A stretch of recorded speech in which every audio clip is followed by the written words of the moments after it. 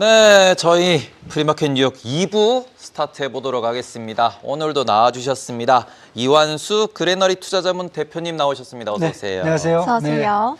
그래, 저희 민캐도 어서 오시고요. 안녕하세요. 네, 그러면은 일단은 FMC 주간이다 보니까 어제도 장이 그리 썩 재밌진 않았고요. 오늘도 장이 그리 썩 재밌진 않을 것 같습니다. 그럼 이런 부분에 있어가지고 요거를 이제 뭐 어떤 식으로 저희가 시장을 봐야 되고 FMC에서 관전 포인트 어떤 거를 주로 보고 계시는지 요것 좀 먼저 한번 여쭤보고 싶습니다. 일단 오늘 내일은 저는 그냥 관망세를 보셔야 될 것 같다. 네. 사실 시장에서는 계속 보시는 게 지금 금리 인하에 대한 기대감. 뭐 제가 봤을 때 99.9%라고 말씀을 드렸잖아요. 뭐 네. 지진만 안 나면 무조건 내린다. 왜냐면 지진 어제 난 것 같은데요? 거긴 일본이고요. 미국, 네. 미국이고. 왜냐하면 사실 지금 위원들이 민주당이든 공화당이든 매파든 비둘기파든 하여튼 뭐가 됐든지 다들 지금 일단은 내릴 결심을 다들 하신 것 같아요. 그래서 그거에 대한 것은 사실 의심의 여지가 없는데 네. 지금 시장에서 보는 것은 2026년 이제 점도표, 그다음에 경제 성장 전망치, 그다음에 인플레이션, 여기다 이제 실업률 기대치까지 이제 과연 어떻게 발표를 할 건지. 네.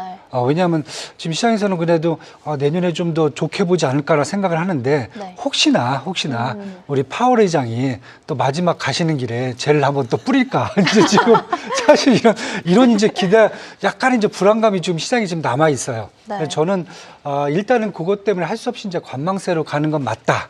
이렇게 지금 보여지고요. 대신에 이제 뭐 브로드컴이라든지 아니면 이제 기업도 오라클 실적들이 이걸 좀 채워줄 수 있기 때문에 업종별로 본다라고 하면은 일단은 뭐 당장은 반도체라든지 다시 AI 성장론 쪽으로 지금 돌아오고 있거든요.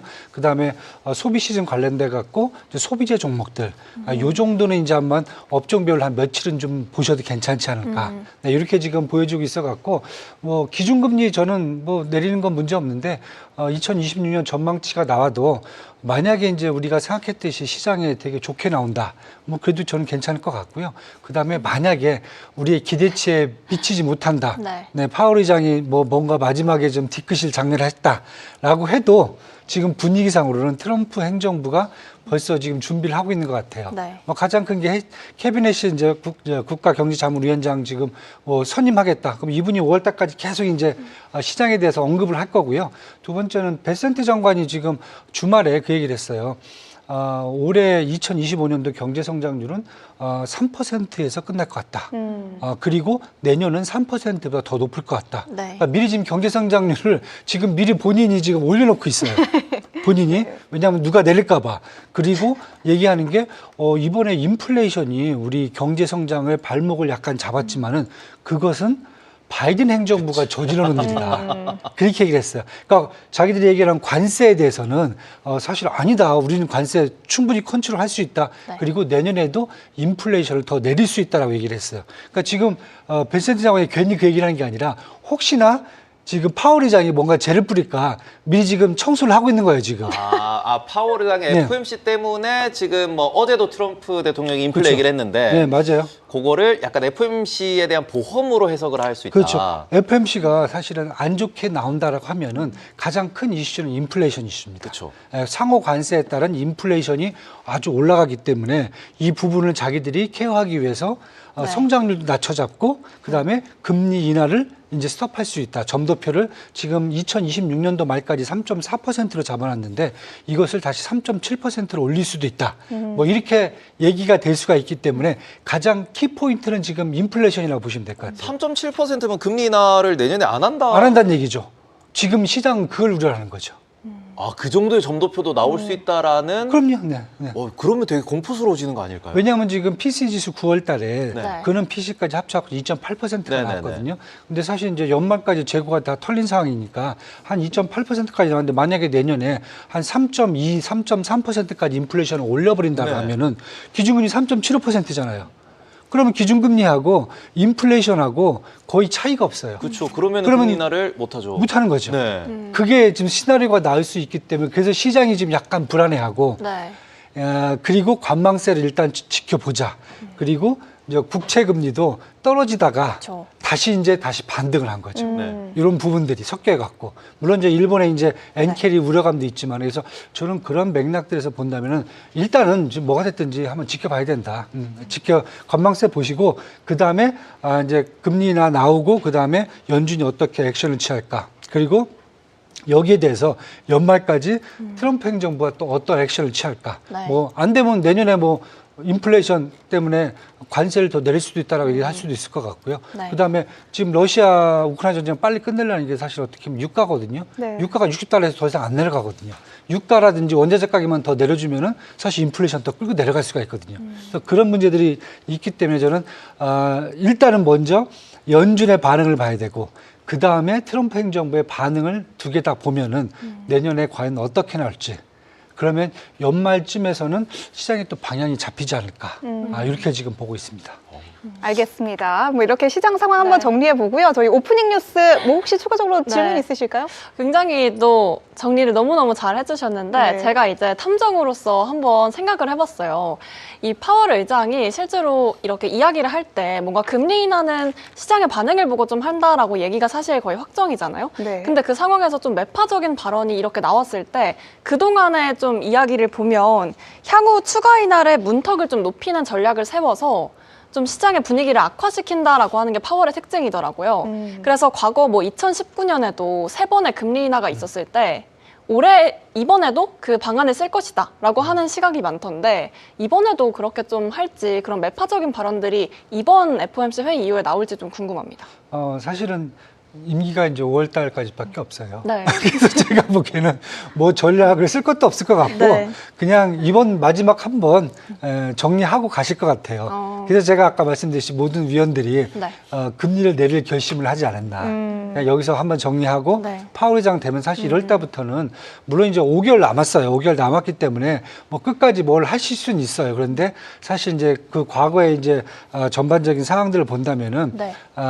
가시는 의장이 마지막까지 그렇게 뒤끝을 장려시키진 않아요. 그래서 저는 딱 파월 의장이 이제 얘기하는 게 자기가 계속 사실 올해 연초부터 주장해 온 게 인플레이션 때문에 금리를 못 내리겠다고 그랬어요. 근데 인플레이션이 사실 2% 안에서 계속 유지가 됐거든요. 그리고 나서 마지막에는 노동시장 때문에 또 안 되겠다고 그랬는데 노동시장도 또 균열이 생겨버렸어요. 그리고 나서 내렸거든요. 근데 지금 이제 만약에 파월 의장이 마지막에 이제 본인이 갖고 있는 이제 의견을 얘기한다 그러면은 저는 인플레이션 쪽이 더 가깝지 않을까.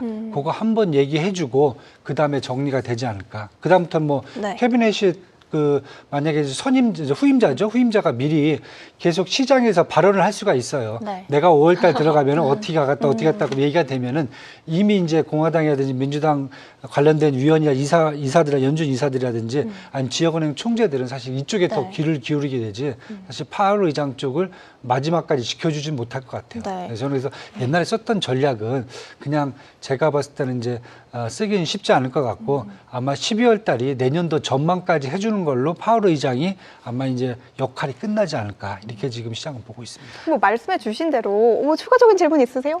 사실 이 10월 PPI도 또 발표가 안 하게 됐고 어쨌든 좀 확인할 수 있는 지표가 매우 부족하다라는 평가가 있긴 한데 이런 부분에 대해서는 그냥 자료 얘기보다는 말씀해 주신 것처럼 좀 뭔가 이렇게 물가라든지 고용적인 측면을 좀 크게 바라보고 이번에 결정을 좀 내릴 근거가 될까요? 네, 저는 그렇게 보고 있고요. 사실 지표를 되게 뭐 우리는 많은 분들이 그런 생각을 하세요. 막 지표에 따라서 막 결정을 하기 위해서 뭐 아주 정확한 지표가 막 있어야 되고 가장 최근에 지표가 있어야 되고 막 이런 생각을 하잖아요.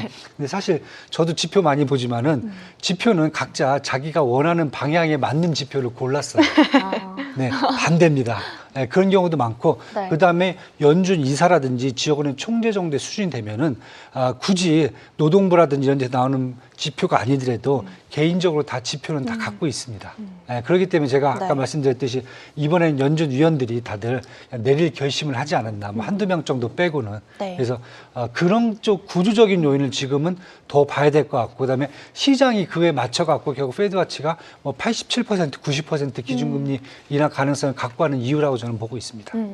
끝으로 요거는 좀 제가 좀 궁금해서 여쭤보고 싶은데요. 어제 지표 나온 것 중에 뉴욕 연은에서 기대 인플레 데이터가 이제 네. 나왔는데 네. 거기에 전형적인 스태그 데이터, 말 그대로 지금 힘들다, 더 힘들어질 것 같다. 그런데 물가는 계속 올라가는 분위기다. 네. 그러니까 지금 K자 이야기도 나오고 네. 이 스태그 역시도 일종의 K자라고도 볼 수 있는 그런 흐름일 것 같은데 네. 이런 부분이 시장의 부담으로 작동은 하지는 않을지. 네, 일단 뭐 민간 데이터고요. 민간 데이터라기보다는 사실 약간 뭐 보조적인 데이터로 일단 봐야 될 것 같고요. 그건 기대치고 사실 기대치는 사실 심리적인 요인이 더 들어가는 거거든요. 네. 실제 뭐 전망을 한다는 게 사실 인플레이션을 그렇게 뭐 쉽게 나올 수가 있는 게 아닌데 거기 연준 지역 연준 같은 경우 3.2%까지 올려놨더라고요. 지금 기대치를 시장에서 나온 것은 뭐 PC 기준 2.8%, 그 다음에 그냥 CPI 지수는 3.1%까지 나와 있는데 3.2%는 조금 더 올라갈 수 있다 이제 그렇게 지금 보는 것 같아요. 그래서 저는 뭐 그 지표가 정확하게 어떻게 시장에 아니면은 이 연준 이사들의 결정에 영향을 미치기는 제가 보기에는 그렇게 뭐 아주 중요한 데이터로 보기는 좀 그렇고 그냥 보조적인 데이터로 그냥 보셔야 되지 않을까 이렇게 저는 보고 있습니다. 알겠습니다. 저도 하나 좀 여쭤보도록 할게요. 네. 우리가 파월의장에 대한 이야기도 정말 많이 했지만 네. 사실 윈게스트한테 한번 여쭤볼까요? 우리가 어느 쪽에 줄을 서야 될까요? 파월의장 쪽에 줄을 서야 될까요? 케빈 씨 쪽에 줄을 서야 될까요?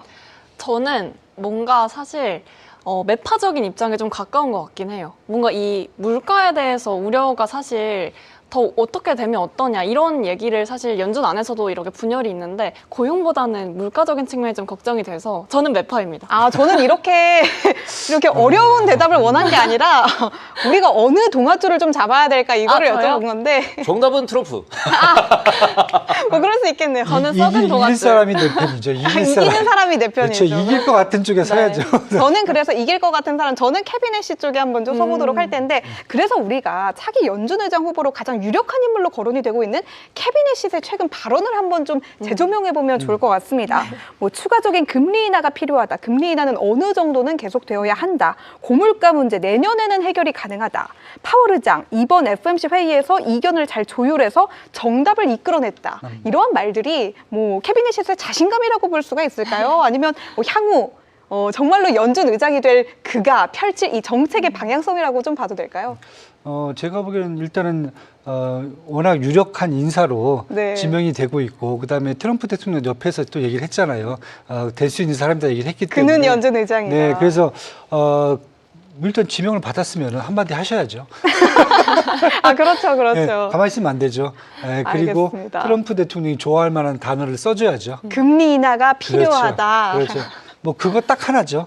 그래서 인플레이션을 더 끌고 내려갈 수 있다. 뭐 이런 식으로 얘기한다던가 뭐 그런 쪽으로 사실 저는 뭐 보고 있기 때문에 저분이 딱히 지금 뭐 처음 옛날부터 무슨 뭘 했다 이런 것다기보다는 그렇죠. 일단 앞으로 이제 해야 되니까 네. 본인의 의견을 일단 이제 트럼프 대통령과 같은 코드십을 맞춰야 되는 그런 상황에서 나온 단어들이지 않을까. 그럼 결국은 그렇게 가겠다는 거죠. 뭐. 기승전 네. 금리 인하, 기승전 물가. 알겠습니다. 이렇게 정리를 한번 해보도록 하고요. 오프닝 뉴스 들어보고 저희가 더 많은 이야기 나눠보도록 할게요. 네, 이어서 좀 엔비디아 쪽으로도 제가 뉴스를 준비를 해봤습니다. 트럼프 대통령이 소셜미디어를 통해서 엔비디아 H200의 칩의 중국 수출을 허용한다라는 소식 다들 보셨죠? 이번에는 다행히 좀 일방적인 게 아니고 상호 이제 이야기가 나왔던 걸로 확인이 되는데 시진핑 주석에게도 직접적으로 전하면서 좀 긍정적인 반응을 이끌었다고 합니다. 다만 이번 수출 허용에는 조건이 붙었는데요. 중국 고객사는 추가로 25%의 세금을 납부해야 되고 또 미 상무부의 검증을 통과한 승인된 고객에 한해서만 이 구매가 가능하다는 점입니다. 이 조건은 엔비디아와 또 AMD 등 다른 반도체 기업에게도 동일하게 적용되는데요. 또한 이 칩은 대만 공장에서 중국으로 바로 보내지진 않고 미국으로 먼저 옮겨진 뒤 그리고 상무부 산업보안국의 보안 검사를 거쳐서 중국으로 배송되는 방식이라고 합니다. 엔비디아는 이번 결정을 좀 환영하면서 미국의 고임금 일자리와 또 제조업을 뒷받침하는 균형 잡힌 결정이다라고 평가를 했고요. 특히 H200의 처리 성능은 기존 중국 수출 기준의 약 10배에 달하는 것으로 알려지기도 했습니다. 하지만 이 시진핑 주석이 긍정적인 반응을 얻었다라고 보도가 간밤에 나왔는데 조금 전 나온 이야기로는 중국이 또 미국의 이 승인 수출에도 엔비디아의 H200 칩에 대해서 접근에 대한 제한을 두겠다라고 또 보도가 나왔거든요.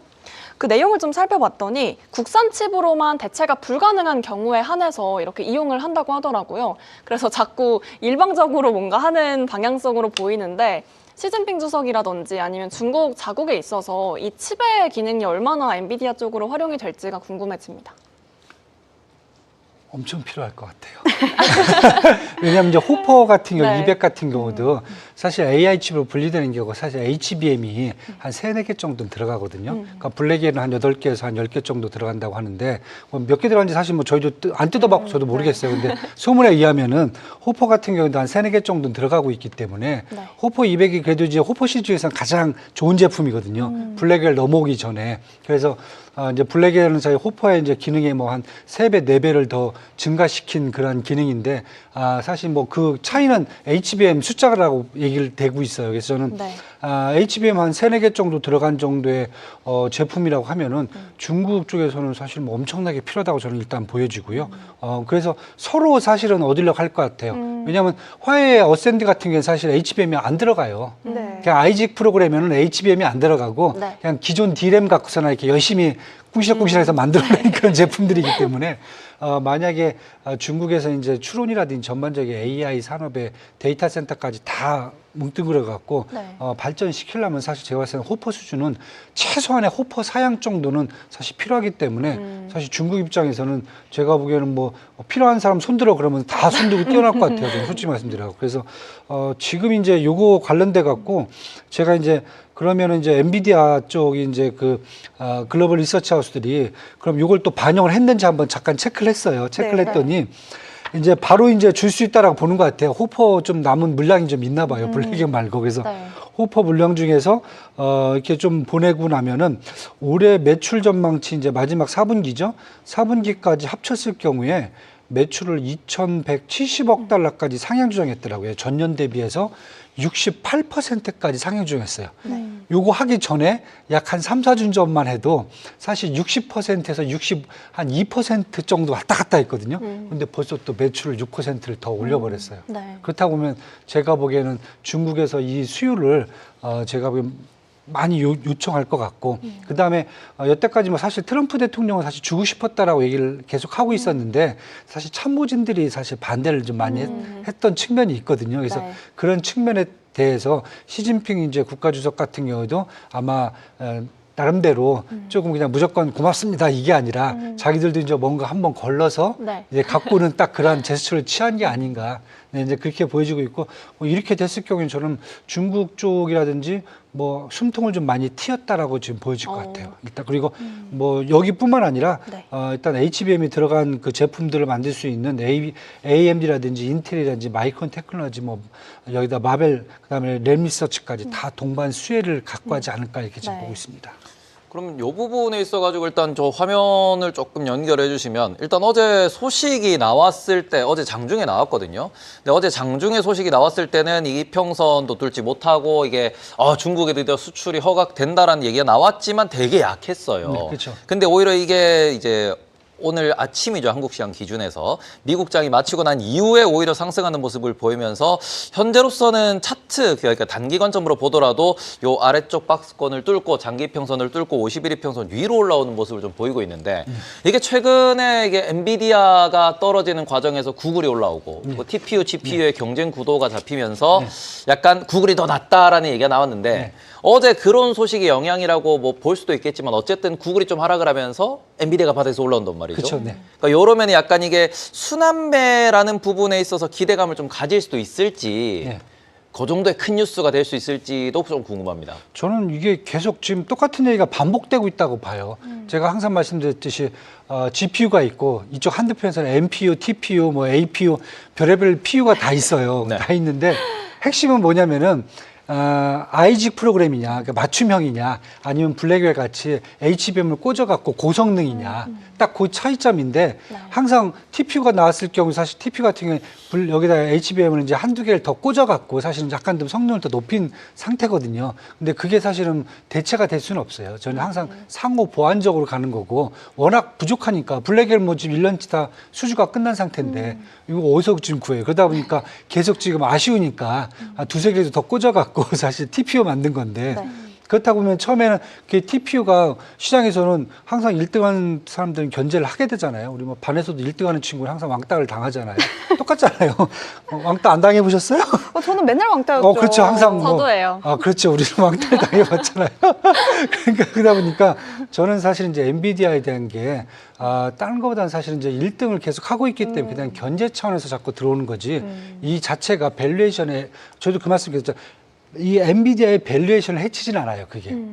그렇다고 보면은 저는 이제 다시 지금 이제 엔비디아의 밸류에이션은 멀쩡한데? 네. 그러면 다시 뭐 엔비디아도 또 똑같이 원 상태로 가야 되지 않을까? 그 다음에 지난번 3분기 실적 발표에서 되게 좋았는데 왜 그게 반영이 안 됐지? 그때 잠깐 $200 넘었다가 네. TPU 사건 터지고 나서 다시 또 $175까지 내려갔다가 지금 다시 이제 반등하는 모습을 보인다라고 그러면은 네. 저는 이제 그냥 전반적으로 다시 구글이 끌고 온 AI 성장론 안에 다시 엔비디아가 또 들어온다라고 보셔야 될 것 같아요. 네. 그래서 지금 지금 매출 전망치 지난번에 다 상향 조정해갖고 목표 주가가 지금 $248까지 평균 주가가 이렇게 올라와 있어요. 리서치 하우스들이. 그러니까 한편에서는 욕을 하면서도 한편에서 목표 주가를 상향을 해놓고 있어요. 다들 탑픽으로 지금 다 설정을 해가지고 다 올려놓고 다 있더라고요. 올려놓고 있어요. 네. 뭐 CT는 지금 한 $270까지 올려놨고요. 그죠, 그죠. 네. 웃긴 데가 이제 에버코어라는 회사인데 저는 처음 들어본 회사인데 $352까지 올려놨어요. 확 튀더라고요, 눈에. 두 배. 이렇게 나갔고. 그래서 저는 이렇게 보면 사실 엔비디아는 뭐 지금 저가 매수해도 괜찮지 않을까. 네. 계속 좀 이렇게 추천을 좀 하고 있습니다. 저는 엔비디아가 그때 젠스당 CEO가 약간 그 TPU가 바로 나왔을 때 아니 우리 엔비디아는 최고다 이렇게 한번 언급을 하면서 화를 좀 냈잖아요. 네. 그 이유를 좀 이해할 것 같아요. 네. 왜냐하면 이게 보통은 1등과 2등의 격차라고 예를 들자면 2등하고 격차가 크면 사실 견제도 안 됩니다. 그냥 나는 당연히 우위에 있으니까 괜찮은데 진짜로 뭔가 약간 비교당했다는 것 자체로 좀 자존심이 상한 거 아닐까 그런 생각도 좀 들더라고요. 그래서 저는 이제 그 관련돼 갖고 이제 이 비유를 해드렸어요. 사실 이제 엔비디아의 블랙엘은 네. 범용 AI 칩이에요. 그러니까 모든 거에 다 쓸 수 있는 AI 칩이거든요. 그렇다고 보면 저는 이제 아주 커다란 그 종합 그 건축물이다. 안에 상가도 들어가 있고 주거용도 들어가 있고 무슨 오피스도 들어가 있고 하나의 이제 아주 커다란 이제 복합 이 건축물인데 이게 사실 그게 크다 보면은 관리비도 많이 들고 사실 이제 열도 많이 발생하고 네. 환경도 많이 쓰레기도 많이 나고 하여튼 뭐 관리비가 비싸요. 그러다 보니까 한쪽에서는 여기에 입주를 못하는 사람들 같은 경우는 옆에다가 주거용만 따로 질 수도 있어요. 그다음에 상가용만 따로 질 수도 있어요. 네. 왜냐하면 AI 추론 쪽만 하는 거니까. 그럴 경우에는 뭐 2층, 3층만 해도 조그맣게 만들어도 그것만 갖고 충분히 내가 목적한 바를 이룰 수가 있거든요. 네. 그렇다고 하면 TPU라든지 이제 APU, NPU 같은 경우에는 한쪽에 전용으로 뺏쓰는 게 아닌가. 그렇다고 하면 이제 결국 앞으로 이제 일론 머스크 같은 경우 테슬라도 지금 계속 뭐 자율주행 얘기를 하고 있잖아요. 그래서 네. AI 칩을 개발하고 하겠다. 그럼 결국 일론 머스크가 나온 이제 그 칩 같은 경우에도 사실은 이제 뭐 어떻게 보면 그 엔비디아의 블랙엘 같은 범용이 아니라 그냥 자율주행에만 특화된 그런 또 칩을 만들 수가 있다는 거죠. 그래서 계속 그런 식으로 지금 시장이 나올 수가 있기 때문에 근데 중요한 것은 복합단지가 가장 좋은 거지. 사실 전용으로 쓰는 것은 이제 그 역할만 하는 거거든요. 그래서 물론 이제 이게 다 합쳐졌을 경우에 큰 도시가 나올 수가 있기 때문에 저는 그냥 상호 보완적으로 보시면서 아직까지 블랙엘을 따라가려면은 한참 멀었다라고 보셔야 될 것 같아요. 저는 좀 근본적인 궁금증이 들었던 게 과연 이러한 요즘에 미국과 중국의 갈등 상황 속에서 이 AI 전쟁 이 가운데 미국의 입장이 과연 어느 쪽으로 향하는 게 맞는 것인가? 만약에 AI 칩을 전면 수출 통제를 한다면 중국의 AI 자립도를 더 높여줄 수도 있을 것이고 반대로 이거를 허가를 한다면 미국의 수익성이 저해가 되는 이러한 상황이 펼쳐지는 가운데 미국의 입장은 좀 어떠한 방식으로 좀 전략을 취하는 게 옳다고 보세요? 사실 이제 요건 약간 좀 정치적인 제가 이슈를 좀 말씀을 드릴게요. 네. 왜냐하면 최근에 보시면 지금 푸틴 대통령이 지금 인도를 방문하고 있어요. 모디 네. 총리를 둘이서 껴안고 난리가 나셨어요. 비밀리에 1대1로 만났다고 하더라고요. 뭐 두 분이서 막 껴안고 포옹하고 뭐 왜 남자분들끼리 그런지 모르겠는데 하여튼 그러고 계세요 지금 두 분이서. 네. 사실 이 부분이 미국 입장에서는 가장 지금 화가 나는 분야예요. 왜냐하면 바이든 네. 대통령까지 중립국 인도를 계속 미국으로 끌어들이려고 했단 말이죠. 근데 지금 마지막에 지금 러시아한테 푸시를 했어요. 빨리 전쟁 끝내라고. 네. 근데 러시아가 웃기지 마 이거잖아요. 웃기지 마 우리 인도랑 해갖고 다시 동맹을 갖고 할 거야. 이게 지금 엄청나게 지금 미국한테 충격이거든요. 네. 그럼 미국 입장에서는 그럼 어떻게 해야 될 것 같습니까? 제가 봤을 땐 중국을 또 껴안아야 돼요. 그 둘이 껴안을 생각이 전혀 없어 보이는데요? 아니요. 요즘 들어서 많이 유화됐어요. 열렸어요. 아, 그래요? 약간 이렇게 손을 좀 잡으려고 손, 하는. 왜냐하면 지금 미국도 지금 그런 측면이고 중국도 여태까지 러시아랑 막 괜히 가서 무슨 뭐 음식 부쳐 먹고 막 이러다가 요즘은 별 먹지도 않더라고요. 뭐 이상한 이렇게 빈대떡 같은 거 있잖아요. 그 뭐 네. 러시아식 뭐 둘이서 앉아갖고 네. 우리 저기 그 이상한 뭐 연 만들듯이. 근데 요즘 또 그런 것도 안 하세요. 두 분이서. 네. 그러다 보니까 또 푸틴하고 이쪽 중국하고 약간 사이도 소원해지고 있어요.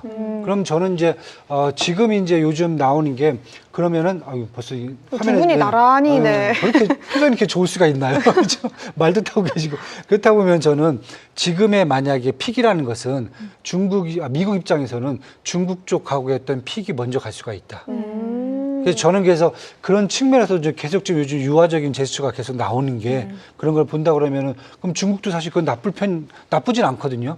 뭐 러시아랑 사실 이렇게 같이 있어봤자 뭐 할 것도 없고 괜히 같이 전쟁이나 하자고 그러니까 네. 짜증 날 텐데 미국 쪽 가면 뭐라도 팔 거라도 있잖아요. 그다음에 서부 쪽에 또 저희 차이니즈 아메리칸들도 많고 그래서 저는 이렇게 본다라 그러면은 좀 정치적 이슈까지 약간 곁들인다 그러면은 네. 최근에 어떤 미국의 방향이 중국 쪽에 좀 더 기울어져 있다. 왜냐하면 인도 지금 관세율 50%딱 부과해놓고 네. 반응을 기다렸는데 인도가 딱 한마디 했잖아요. 아 이건 니네랑 안 해 그냥. 끝내버려. 그냥 난 러시아 할 거야. 이렇게 돼버린 거잖아요. 네. 그러니까 그런 측면까지 본다 그러면 저는 아마 중국 쪽으로 조금 더 길어지고 있는 것 같고 그래서 제가 아까도 그 얘기를 했어요. 관세율을 좀 내리지 않을까.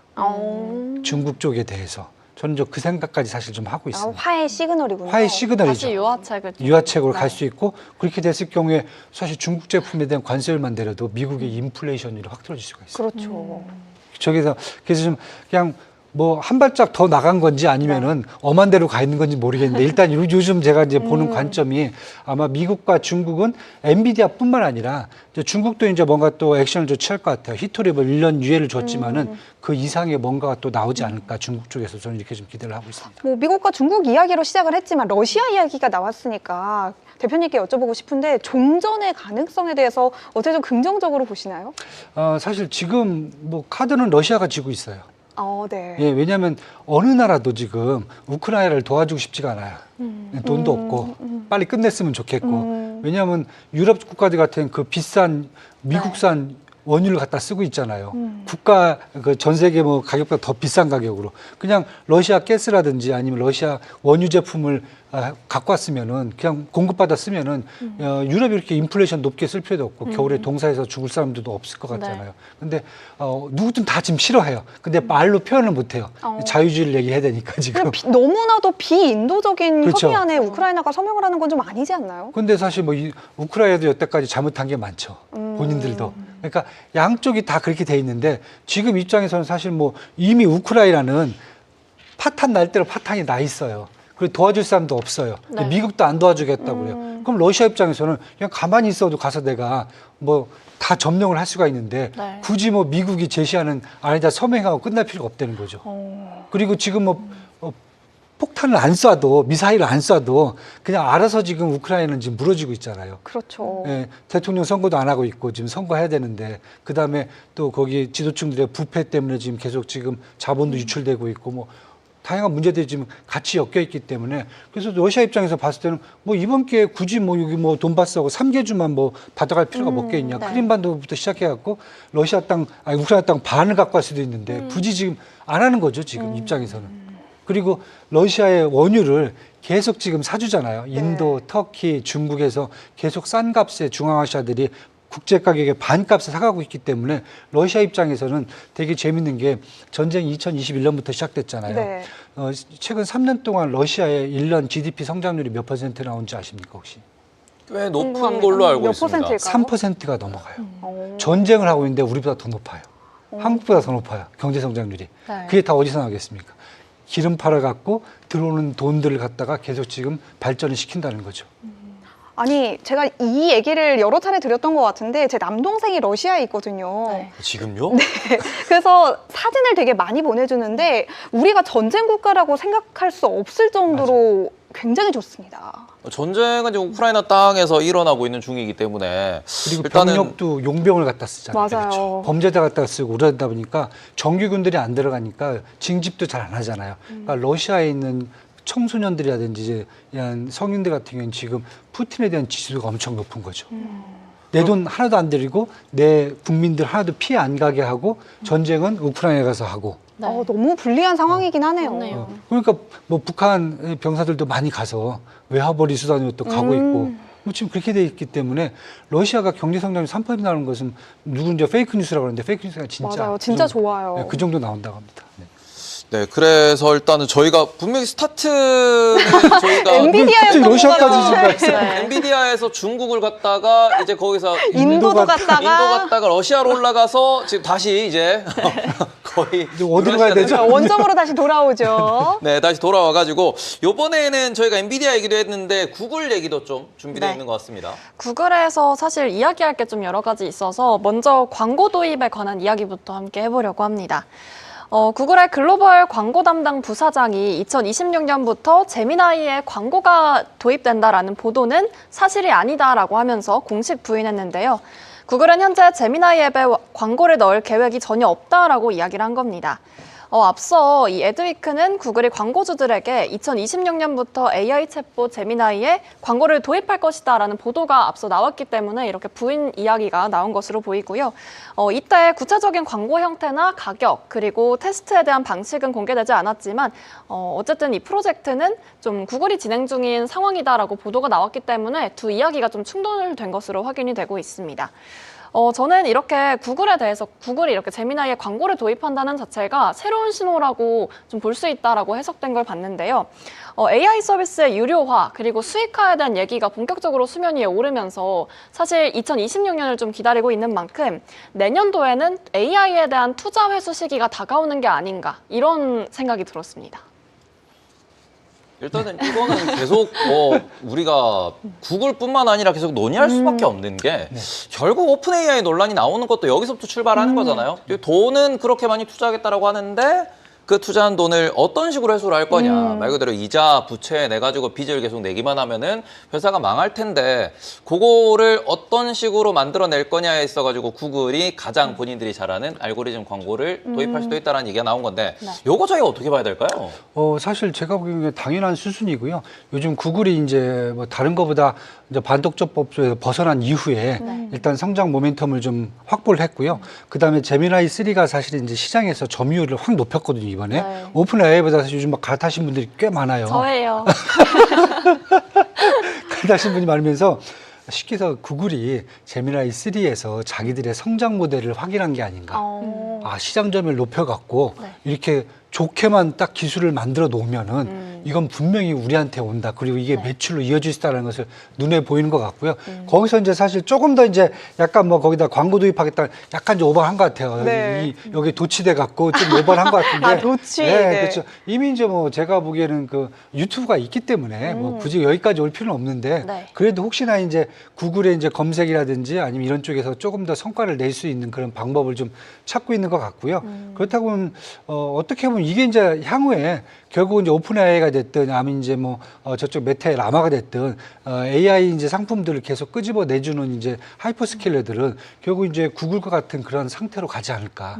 저는 이제 이렇게 지금 보고 있어요. 그래서 이걸 뭐 당장에 어떤 뭔가를 끌어낸다라기보다는 계속 이제 구글이 시도를 한다. 네. 왜냐하면 자기들의 영역을 분명히 이제 만들어내야 되기 때문에 구글은 분명히 검색 쪽이거든요. 네. 추론하고 이런 검색 학습 이런 쪽이기 때문에 이쪽에서 자기의 영역을 확보하려는 그런 경향이 지금 아주 강하게 나타나고 있다. 그러면서 뭐 스마트 안경까지 나왔어요. 지금 그러니까요. 보니까 메타를 저격하기 위한 스마트 어. AI 글래스 어떻게 보세요? 10년 전에 포기를 했는데 10년 만에 다시 또 안경을 만들겠다고 그래요. 네. 그래서 내년에 출시를 하겠다. 그리고 안경을 갖고 대화를 한다고 그러는데 약간 좀 바보 같아 보일 수도 있어요. 안경 보고 대화를 한다는 것은 조금.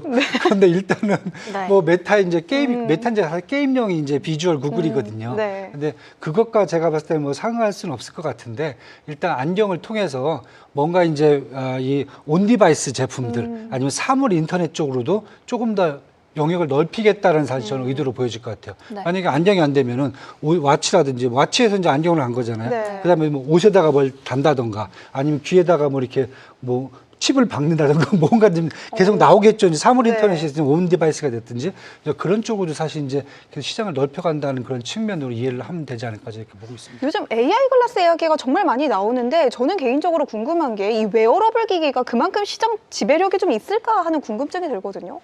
지금 많아졌어요. 아 그래요? 네, 저는 아직 없어가지고. 우리는 이렇게 이제 그냥 이렇게 편안하게 이렇게 옷 입고 앉아 있잖아요. 근데 산업 현장에 가면은 뭐 네. 제 이제 동생이든지 사촌 동생들 이렇게 다 애들 보면은 네. 진짜 그 웨어러블 이런 옷을 입고 진짜 음. 환경이 좀 약간 열악한 데 있잖아요. 그런데 많이 들어가요. 오. 이미 그런 쪽에서는 지금 상용화돼 있고 특히 막 철강 같은데 옛날에 보면은 막 이상한 옷 입고 사람 막 이 장갑 끼고 사람 철강 만지고 있잖아요. 네. 요즘에 누가 형 그런 걸 해요. 아 그래요? 자기들 다 이런 장비에다가 오. 이런 이제 스마트 장비에 딱 장착하고 들어간다고. 세상이 너무 좋아졌네요. 바뀌었어요. 이번에 또 두 가지 이거 보이는 디스플레이 안경도 출시하는데 공식적으로나마 소리가 들리는 오디오형 안경을 좀 낸다고 해요. 아, 소리가 이게 무슨 들리는? 의미인지 모르겠는데 네, 네. 말씀해주신 것처럼 다양한 시도를 현재 전화기 이렇게 하고 들고 있는 하는 것 거나 같아요. 안경에서 이렇게 나오는 거나 똑같을 것 같아요. 바로 이제 얼굴 옆에 있으니까. 저는 구글이 좀 기특한 건 과거의 시행착오를 그래도 좀 잘 보완하려고 하는 노력들이 이렇게 실질적으로 보이는 게 좀 그래도 복복복인 것 같습니다. 아니죠. 그 노력은 아무도 알아주지 않습니다. 잘해야죠. 성과가 중요하다. 아니, 근데 이게 구글의 스마트 글라스에 대해서 이게 노력일 수도 있는데 전 세계에서 스마트 글라스를 제일 먼저 개발했던 기업이 저는 구글로 알고 있고요. 네. 그리고는 그 부분에서 구글의 스마트 글라스가 나왔는데 그게 뭐 개인정보 침해라든지 이게 왜냐면 카메라를 달고 돌아다니는 거다 보니까 그렇죠. 지금은 이제 전 세계 모든 사람들이 스마트폰을 들고 어디서든지 쇼츠를 찍고 이런 것들이 다 일상화돼 있지만 이게 2016년, 17년 그 당시만 하더라도 이게 나를 왜 찍어? 내 초상권은 이라는 부분에 있어가지고 그게 되게 실제로 개발을 하고 출시를 하려다가 막혔던 것도 알고 이제 좀 그렇게 알려져 있는 게 있거든요. 그런 부분에서는 뭐 이게 과연 스마트폰을 뛰어넘는 차세대 장비가 뭐가 될지 이게 안경이 될지 아니면 아까도 말씀해 주셨지만 귀에 꽂는 게 될지 그런 건 우리가 좀 지켜봐야 되지 않나라는 생각이 들기도 하고요. 일단 제가 궁금한 것 중에 하나가 지난주에 보고서가 하나 나왔습니다. 이게 지금 구글 AI 관련돼서 광고 얘기가 나왔는데 네.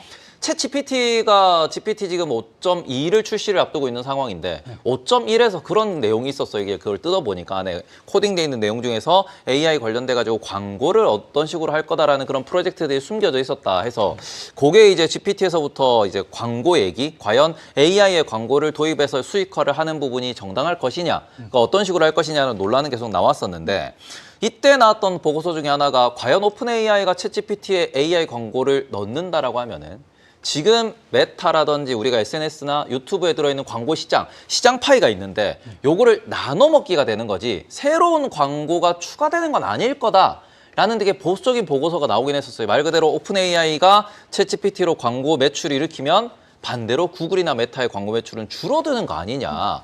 요런 보고서가 나와가지고 저는 이것도 우리가 생각을 해볼 필요가 있을 것 같다라는 느낌이 들었거든요. 요거는 어떻게 볼 수 있을까요? 봐야죠. 왜냐하면 이제 기업들이 네. 과연 이제 광고 비용을 더 늘릴 수 있을지, 네. 그 여력이 될지, 네. 저는 여력이 될 것 같아요. 광고 비용이 늘어나면은 파이가 커지면 다 같이 걸 수 있다. 그렇죠. 왜냐하면 이제 기업들의 이제 광고 비용 같은 거 결국 어차피 내가 이 광고를 썼을 경우에 나한테 수익이 올 수다라는 그런 확신만 있으면은 충분히 광고 비용을 더 돌릴 수가 있거든요. 그래서 지금 뭐 사실 구글 오픈AI뿐만 아니라 웬만한 뭐 웹 서비스에 들어가면은 다 광고로 도배가 돼 있거든요. 그렇다고 보면 저는 뭐 채널 한두 개 더 늘리는 거, 특히 이제 구글이라든지 아니면 메타 같은 경우는 사실 어떻게 파급력이 제대로 나올 수가 있거든요. 유튜브 다음으로. 그렇다고 보면은 저는 만약에 안 된다 하더라도 뭐 우선순위로 먼저 들어오지 않을까. 예, 왜냐하면 저쪽 거 뭐 안 좋은 거 빼고 더 좋은 걸로 좀 바꾸고 그건 뭐 이제 광고 관련 분들이 하실 텐데 제가 보기에는 분명히 이제 클라이언트라든지 고객에 대한 접촉점은 하이퍼스케일러들이 훨씬 더 높은 접촉률을 갖고 있기 때문에 우선적으로 고려 대상이 되지 않을까 저는 이렇게 보고 있습니다. 저는 이 시점에서 가장 궁금한 게 GPT 5.2거든요. 어떻게 제미나이 3를 잡을 수 있을까요? 모르겠습니다. 나와야 될 것 같아요. 오늘 대체적으로 나 지켜봐야 될 것 같습니다. 봐야 알겠죠. 약간 이런 왜냐하면 대답을 제미나이 해주시네요. 3도 당장 나온 날은 나오고 그 맞아요. 전까지는 별 반응이 별 반응이 없었죠. 없었어요. 한 2주 정도 지나고 나서 이제 그때부터 이제 막 각자 입소문이 타고 막 퍼지기 시작한 거기 때문에 챗 GPT도 사실은 이제 샘 울트먼이 그 얘기를 했어요. 너무 제미나이 3 너무 잘 나왔어 막 이렇게 얘기했잖아요. 네. 그게 진짜 잘 나와서 그러는 건지 아니 우리 거 나올 거니까 일단 관심을 끌기 위해서 그렇게 얘기하는지 저도 사실은 모르겠어요. 일단 한번 이제 보셔야 될 것 같아요. 근데 아마 샘 울트먼 성격에는 제가 봤을 때는 약간 비꼬지 않았을까. 오, 제미나이 3 엄청 좋은데? 뭐 좋은데? 써보세요. 약간 이런 이런 건가요? 다음에 딱 자기 거 내면서 우리는 더 좋아요. 이렇게 할 수가 있으니까. 그럼 사람들이 또 몰릴 수가 있는 거죠. 그래서 그럼 한번 봐야 될 것 같아요. 알겠습니다. 이렇게 구글과 관련된 이슈 한번 정리해보고요. 다음 뉴스로 넘어가 볼게요. 네, 다음으로는 트럼프 대통령의 발언들 어떤 내용이 있었는지 좀 함께 이야기를 나눠보면 좋을 것 같습니다. 미국 법원이 트럼프 대통령의 풍력 발전에 대한 이야기를 좀 했던 내용을 좀 짚어보려고 하는데요. 풍력 발전의 개발 금지 조치를 전면으로 무효화를 했습니다. CNBC에 따르면 매사추세츠 연방법원의 패티 사리스 판사는 이 트럼프 대통령이 내린 미국 연안의 풍력 발전소 개발 금지 명령에 대해서 자의적이고 변덕스럽고 또 법에도 위반된다면서 효력을 인정하지 않은 건데요. 이번 판결은 트럼프 행정부 출범 이후 거센 압박을 받아온 풍력 산업에 대해서 어느 정도 큰 성과를 갖췄다라고 이야기가 함께 나오고 있습니다. 화면이 좀 잘리고 있는데요. 아쉽습니다. 네. 트럼프 대통령은 돌아가야 되는데 네. 안 돌아가고 아쉬워요. 있어요 지금. 여러분 그거 다 읽으실 수 있으시죠? 앞에가 잘려 있다고 해도 네, 계속 해보겠습니다. 네, 1월 행정명령을 됐습니다. 행정명령을 통해서 이 해상풍력에 대한 내용을 금지하고 또 육상 프로젝트 허가 역시도 중단을 한 바가 있죠.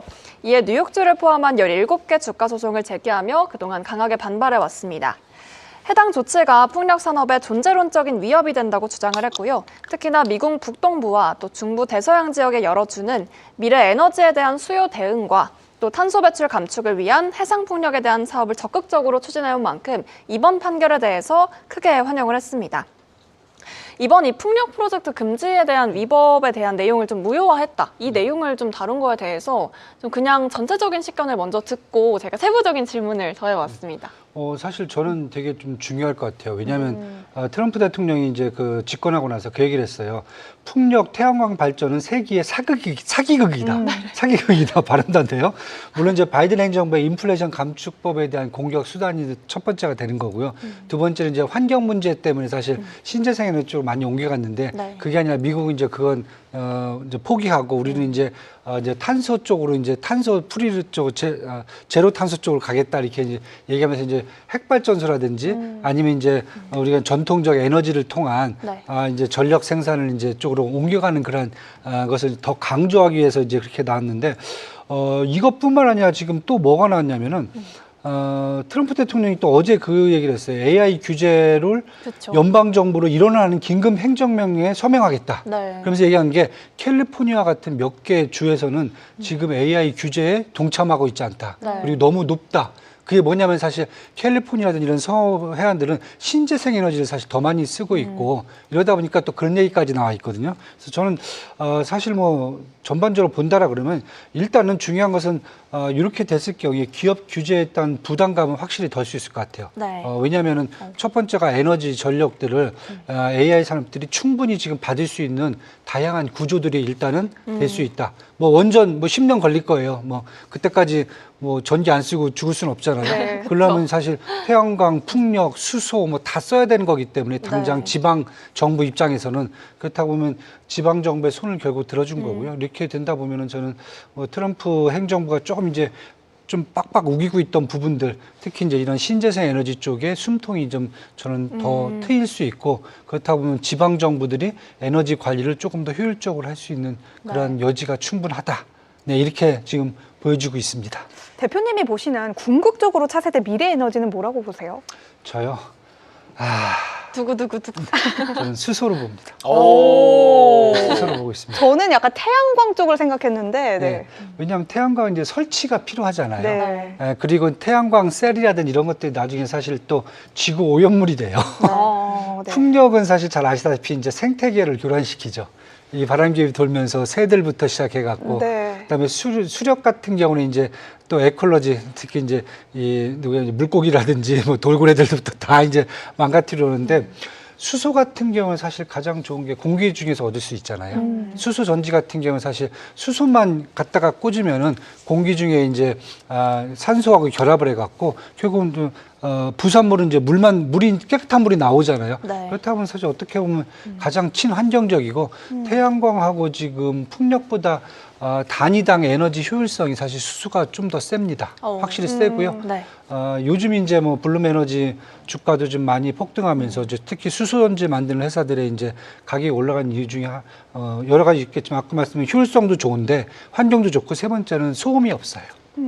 소음이 안 납니다. 그래서 잠수함하고 여객기, 비행기, 항공기에 많이 쓰입니다. 네. 수소 전지 같은 경우. 네. 왜냐하면 잠수하면 소리 나면 바로 죽거든요. 그렇죠. 가장 중요하거든요. 공장에서 잘 보시면 요즘 월마트라든지 아니면 이제 아마존 같은 데는 이제 그 창고 안에서 이 리프트죠. 이 지게차를 쓰는데 70%가 다 수소 지게차입니다. 왜냐하면 그 안에서 창고 안에서 이런 휘발유라든지 이런 디젤 같은 경우 소리가 크게 났을 경우에는 거기 있던 사람들 그 노동자들의 스트레스가 장난이 아니거든요. 근데 그 소리를 사실 소음을 거의 뭐 한 제가 알기로는 거의 한 뭐 100분의 1 정도로 줄이는 걸 제가 알고 있거든요. 그렇다 보면 저는 그냥 전반적으로 그냥 다 이것저것 합쳤을 경우에는 수소 에너지가 어떻게 보면 미래 환경 에너지가 되지 않을까. 네. 그다음에 가장 좋은 에너지가 되지 않을까라는 생각을 합니다.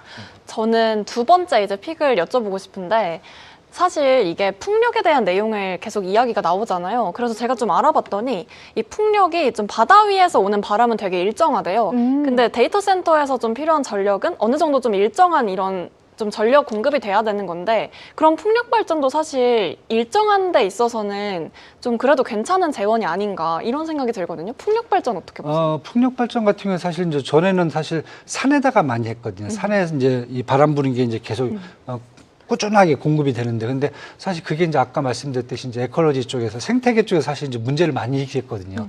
그다음에 이제 해상 풍력으로 갔어요. 물론 이제 위에 바람개비를 꽂으니까 뭐 새들한테 문제가 될 수는 있겠지만은 네.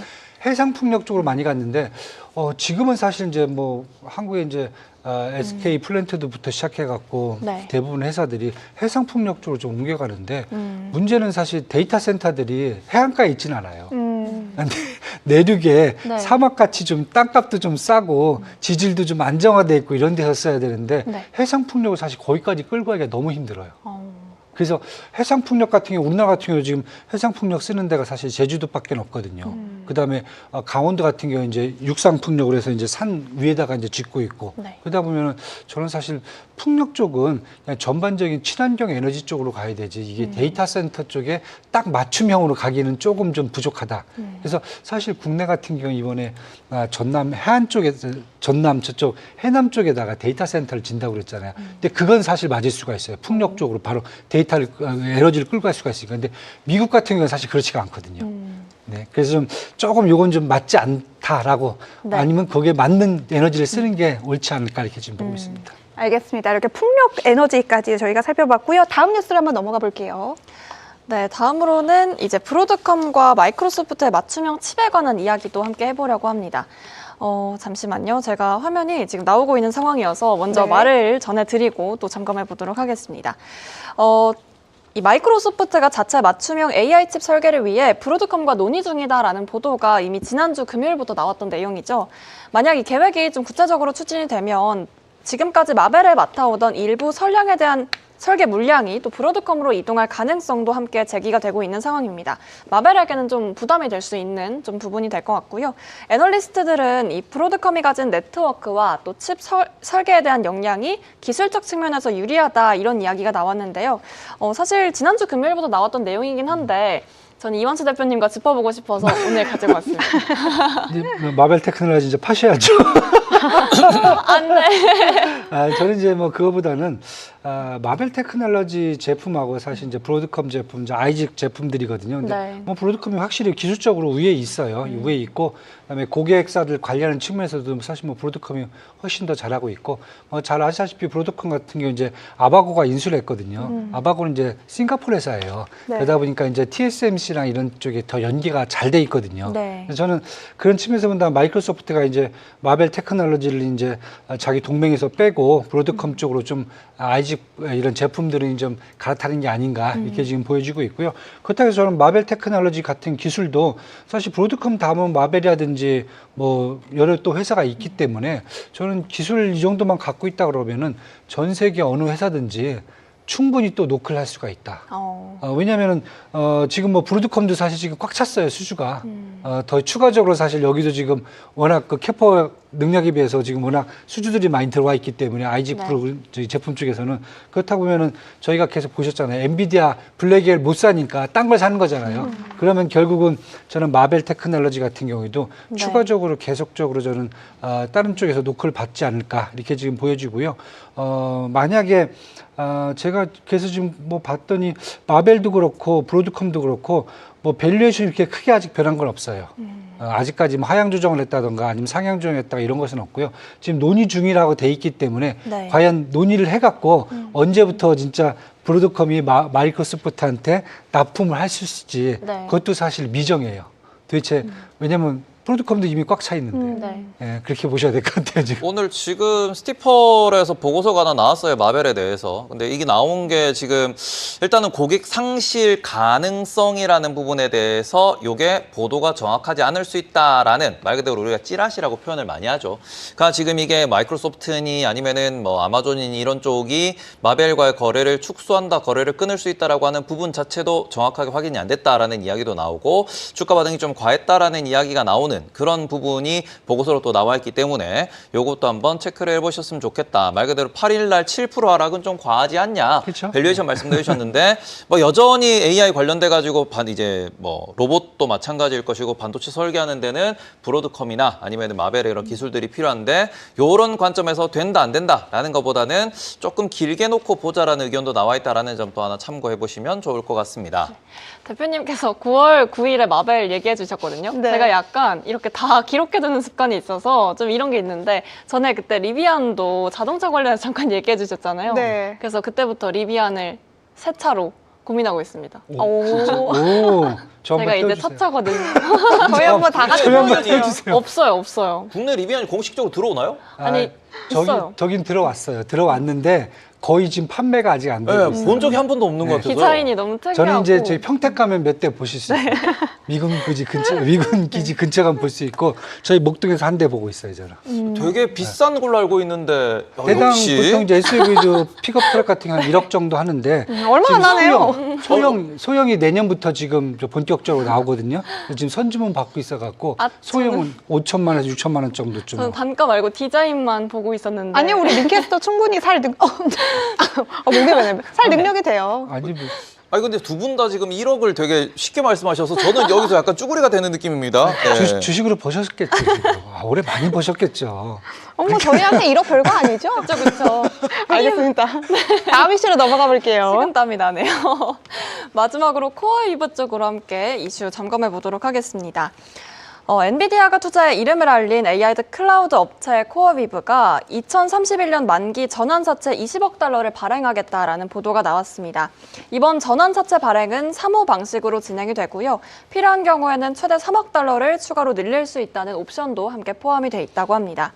코어위브 측은 이번 조달 자금의 사용 계획도 함께 공개했는데요. 먼저 전환사채 발행으로 인해 발생할 수 있는 이 지분 희석 문제를 보완하는데 일부 자금을 사용할 예정이다라고 설명을 했습니다. 또 나머지 자금은 AI 데이터 센터 확장과 관련된 운영 자금에 또 생산 능력 확대에 투입될 예정이라고 합니다. 이를 통해서 코어위브는 향후 AI 수요 증가에 대비하고 또 데이터 센터 인프라를 강화할 것으로 보입니다. 어쨌든 이런 전환사채를 발행했다는 보도가 이어졌는데 투자자들의 반응이 좀 극단적이더라고요. 억지로 버틴다. 이 정도면 사기 기업이 아니냐. 좀 이런 반응들이 보다 안 좋은 부정적인 이슈가 내용이 있었는데 좀 이와 관련된 내용이 궁금합니다. 저는 긍정적으로 보는 게 낫지 않을까. 오. 네, 왜냐하면 지금 코어위브 혼자서 네. 데이터 센터를 더 늘리겠다 이게 아니잖아요. 지금 모든 AI 기업들이 네. 데이터 센터라든지 아니면 자기의 시장 점유율, 인프라를 지금 계속 넓혀가는 과정에 있거든요. 그렇다고 보면 뭐 코웨이브가 그 돈 갖다가 하면서 뭐 자기들 뭐 다른 것을 하겠다는 게 아니라 데이터 센터 늘리겠다는 거잖아요. 네. 그리고 혹시나 이제 시장에서 이제 불안해할 수 있으니까 이제 그 주식의 이제 지분의 희석 문제, 네, 요것도 이제 자기들이 관리를 하겠다라고 하는 것은 저는 좀 긍정적으로 봐야 되지 않을까. 당장은 이제 주식 가치가 조금 약간 희석될 수 있겠지만은 네. 결국은 지금 데이터 센터를 더 확장한다는 것 자체는 제가 봤을 때는 결국 엔비디아한테 더 많은 제품을 팔 수 있는 또 기회가 되는 거거든요. 그래서 저는 이 정도는 지금 긍정적으로 봐야 되지 않겠는가. 왜냐하면 최근에 하이퍼스케일러들이 뭐 계속 이제 채권 발행하고 레버리지를 쓰고 막 이러고 그다음에 실물 투자를 하고 이러다 보니까 현금 캐시가 갖다 투자를 안 하네. 그건 문제가 있는 거 아니야? 아니 기업 투자할 때 뭐 누가 현금 갖다 해요. 다 어차피 레버리지 활용하고 네. 그다음에 채권 발행하고 이것을 다 섞어서 자기의 이제 앞으로의 매출 전망치라든지 아니면 성장 전망치를 계산해 갖고 쓰는 거기 때문에 네. 그런 측면에서 지금 상황 같은 경우는 코어 이후뿐만 아니라 지금 하이퍼스케일러까지 다 하고 있기 때문에 저는 뭐 충분히 이건 괜찮은 뉴스로 좀 봐도 좋지 않을까 이렇게 지금 보고 있습니다. 근데 코어웨이브 같은 경우에는 오라클이랑 두 개 기업의 제일 문제가 이게 부채 비율이 거의 500% 육박한다. 지금 코어웨이브도 보니까 부채 비율이 500% 가까운데 추가적으로 시비를 더 발행한다라고 이제 발표를 한 부분이고 오라클은 그래도 현금 흐름이 이제 플러스인 상태다 보니까 이제 뭐 CDS 프리미엄이 올라간다고 하더라도 한 100bp, 뭐 120bp 이 정도 수준인데 코어웨이브는 이미 11월부터도 CDS 프리미엄 이제 뭔가 좀 돈을 못 갚을 수도 있을 것 같다라는 부분이 배팅이 500bp가 넘어가는 네. 말 그대로 우리가 위험 시그널이라고 볼 수 있는 라인을 넘어가는 모습을 보이면서 아무래도 코어웨이브에 대한 잡음이 많은 상황인데 이 부채 문제를 놓고 보더라도 긍정적으로 볼 수 있을 것인지. 그래서 전환사채를 쓰잖아요. 그래서 전환사채. 일반 사채를 쓰는 게 아니라 전환사채라는 것은 나중에 해당 이제 그 채권을 그대로 이제 주식으로 전환을 할 수가 있잖아요. 그러다 보면 사실 어떻게 보면 이제 물론 이제 주주들 입장에서는 기분 나쁠 수 있어요. 하지만은 부채 비중에서는 전환사채라든지 교환사채 같은 경우는 우리가 일반적으로 이제 부채 비율을 잡을 때 사실은 그 잡는 비율이 틀립니다. 그래서 저는 교환사채를 쓰는 정도면은 뭐 저는 괜찮지 않을까. 근데 물론 이제 이것에 대해서 주주들이 이제 화를 낼 수가 있다는 거죠. 이제 그 부분이 사실 이제 우려스러운데 본인들이 이미 이제 계획이 들어갔잖아요. 그래서 그렇다고 보면은 뭐 한번 믿어봐도 되지 않을까. 네, 저는 이렇게 지금 보고 있습니다. 알겠습니다. 이렇게 코어웨이브의 이슈까지 정리를 해봤고요. 마지막으로 질문 한번 드려볼게요. 요즘 워너브라더스 인수전이 정말 뜨겁습니다. 네, 뭐 2차전에 대한 이야기도 나오고 있는데 대표님은 여기에 대해서 어떻게 보시죠? 재밌습니다. 이제 필요할 게 네. 이제 올 게 왔다. 그죠? 올 게 왔다. 왜냐면은 사실 넷플릭스 같은 경우는 OTT란 말이죠. 네. OTT인데 뭐 1년에 매출액이 한 500억 달러 정도 나와요. 엄청 큰 회사고. 네. 그다음에 영업이익도 한 100억 달러 정도 나오니까 엄청 좋은 회사고 그다음에 고객 확보도 좋아요. 근데 지금 이제 당장은 성장 모멘텀이 없다는 거죠. 왜냐하면 가입할 분들은 뭐 충분히 많이 가입했고 경쟁 회사들도 이제 많이 생기고 그런 측면에서 사실 워너브로더 같은 이제 정통 미디어 그룹을 갖다 붙였을 경우에 시너지 효과가 엄청 클 수 있다는 거죠. 네. 그러니까 워너브로더스 같은 경우 이제 HBO 케이블도 있어요. CNN 뭐 트럼프 대통령이 가장 싫어하는 CNN도 있고 네. 그다음에 맥스 스트리밍도 있고 그다음에 워너브로더스 픽처스라든지 영화도 있고 네. 디스커버리도 있고 이런 게 있다고 보면 어떻게 보면은 넷플릭스가 원하는 어떤 컨텐츠를 딱 제공해 줄 수 있는 네, 그런 측면에서 제가 봤을 때는 되게 시너지 효과가 커요. 그럼 파라마운트는 어떻게 되는 거죠? 이제 파라마운트는 사실 어떻게 보면 워너브로더스랑 똑같은 구조예요. 왜냐면은 CBS 갖고 있죠, CBS. 여기도 트럼프가 싫어해요. CBS도 ABC 하여튼 다 싫어해요, 트럼프는. 네. 이쪽은. 이제 파라마운트 플러스 같은 OTT도 갖고 있고요. 그 다음에 파라마운트 픽처스 영화도 갖고 있어요. 워너브로더스하고 사실 어떻게 보면은 비즈니스 구조가 거의 정통 미디어 그룹과 똑같아요. 그래서 파라마운트가 사실 워너브로더스를 갖고 가라는 것은 자기의 사이즈가 커지는 거지 제가 봤을 때는 어떻게 보면은 그 시너지 효과는 사실 좀 크지는 않다고 봐요. 여기는 사이즈 효과를 갖고 가서 어떻게 보면 뭐 지금 파라마운트 같은 경우는 사실 이제 전반적으로 매출도 뭐 한 90억 달러 정도 나오고 영업이익도 한 25억 달러. 그러니까 거의 지금 적자 왔다 갔다 하거든요. 그래서 파라마운트 같은 경우는 만약에 워너브로더스를 인수할 수 있는 그런 여지가 있을지. 이쪽에서는 자기의 사이즈를 키우는 거고, 그 다음에 넷플릭스 같은 경우는 효과를 극대화할 수가 있는 거죠. 그다음에 워너브로더스 입장에서도 사실 넷플릭스한테 팔 경우에는 자기들이 가장 단점이 워너브라더스 같은 경우에는 고객이 없다는 거거든요. 네. 고객이 없어요. 네. 근데 사실 넷플릭스가 고객을 다 갖다 줄 수 있는 거잖아요.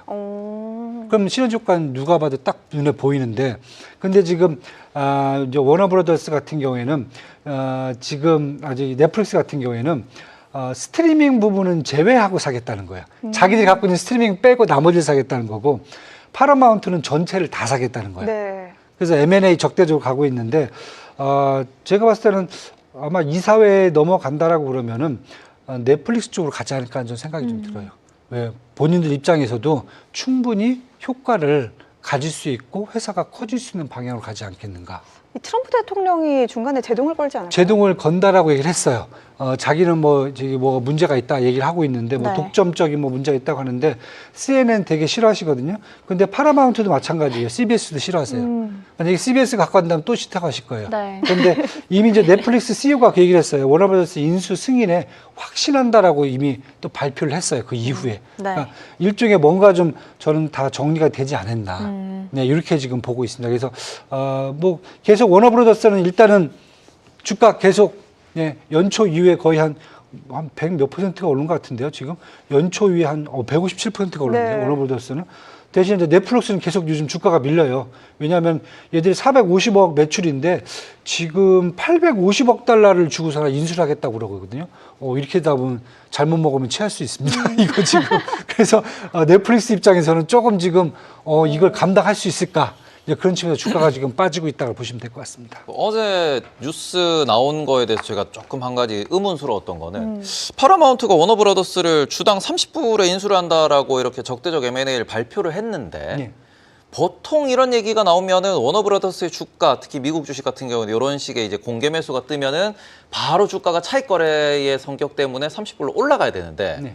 실제로 지금도 27.44불 정도예요. 네. 그러니까 시장에서는 지금 파라마운트의 자금 조달 능력을 의심하고 있다라고 보는 게 좀 맞을까요? 그렇죠. 파라마운트는 사실 아까도 말씀드렸지만 영업이익이 흑자가 잘 안 나요. 예, 차라리 워너브라더스는 그래도 흑자라도 좀 나거든요. 근데 이쪽은 흑자를 못 낼 정도로 딱 보시기에 지금 봐도 파라마운트 픽처스 영화 요즘 사업 잘 안 돼요. 네. 그다음에 CBS 많이 안 봐요 요즘. 네. 그다음에 CNN을 많이 다들 보고 있고 그다음에 파라마운트 플러스 이제 OTT 회사가 있는데 여러분 저도 처음 들어봤어요. 파라마운트 OTT가 있다는 거 처음 들어봤어요. 그 정도거든요. 그러다 보니까 사실은 뭐 매출 같은 경우에는 뭐 한 290억 정도 달러 이 정도가 나와요. 그런데 이쪽 그 워너브라더스 전체를 다 샀는데 1,084억 달러를 제시를 했어요. 제가 보기에는 넷플릭스보다 더 심한 거예요. 그러면은 사실 저쪽 워너브라더스 입장에서는 얘들은 이게 안 될 것 같은데라는 생각이 먼저 들죠. 제가 보기에도. 네. 가능성 문제가 먼저 들기 때문에 그렇다고 보면 제가 볼 때는 파라마운트 같은 경우에는 어차피 안 될 것 같아요. 예, 안 된다고 그러면 그때는 주가가 다시 원상복귀할 것 같습니다. 저는 지금. 그래서 넷플릭스의 주가가 제대로 오르지 못하고 있다. 알겠습니다. 넷플릭스 이야기 여기까지 한번 마무리를 해보고요. 대표님의 오늘 관심 종목이 넷플릭스와 또 맞닿아 있는 종목이라고 들었습니다. 디즈니라고 하는데 어떤 부분을 우리가 좀 살펴봐야 되죠? 월트 디즈니 하면은 저는 이제 사실 다른 것보다 넷플릭스와 그다음에 앞에서 말씀 워너브라더스를 합쳐놓은 회사라고 보셔야 돼요. 오, 네. 우리가 뭐 월트 디즈니 맨날 하면은 그냥 맨날 나는 뭐 도널드 덕이라든지 뭐 이런 것만 생각하시는데 언제적 도널드 덕인가요? 뭐 저희 꼬마들 어렸을 때 워낙 좋아했으니까 네. 뭐 그런 거 좋아했는데 사실 보면 월트 디즈니 같은 경우는 다른 때보다는 우리 코로나 때 네. 그때 사실 회사를 완전히 조직 개편을 했다고 보시면 돼요. 가장 큰 게 테마파크하고 리조트죠. 월트 뭐 디즈니 뭐 네. 저희 꼬마이들도 가면 좋아하긴 하는데 이제 다 커갖고 안 가요 이제. 그리고 이제 그 코로나 이후로 사실 좀 약간 테마파크하고 리조트는 약간 이제 계속 이제 하향 산업으로 좀 가고 있고요. 두 번째가 스튜디오 뭐 디즈니 픽처스라든지 픽사, 마블, 루카스 뭐 픽사라든지 마블 같은 경우는 제가 디즈니 픽처스 같은 경우 계속 지금 영화 사업에서도 꾸준하게 지금 성과를 내고 있기 때문에 저는 괜찮다고 보고 있고 OTT 디즈니 플러스는 뭐 웬만한 꼬마애들이 있는 과정은 기본적으로 다 깔고 가는 네, 맞아요. 예. 그다음에 이제 미디어 쪽에서 ABC가 있고 ESPN이 있어요.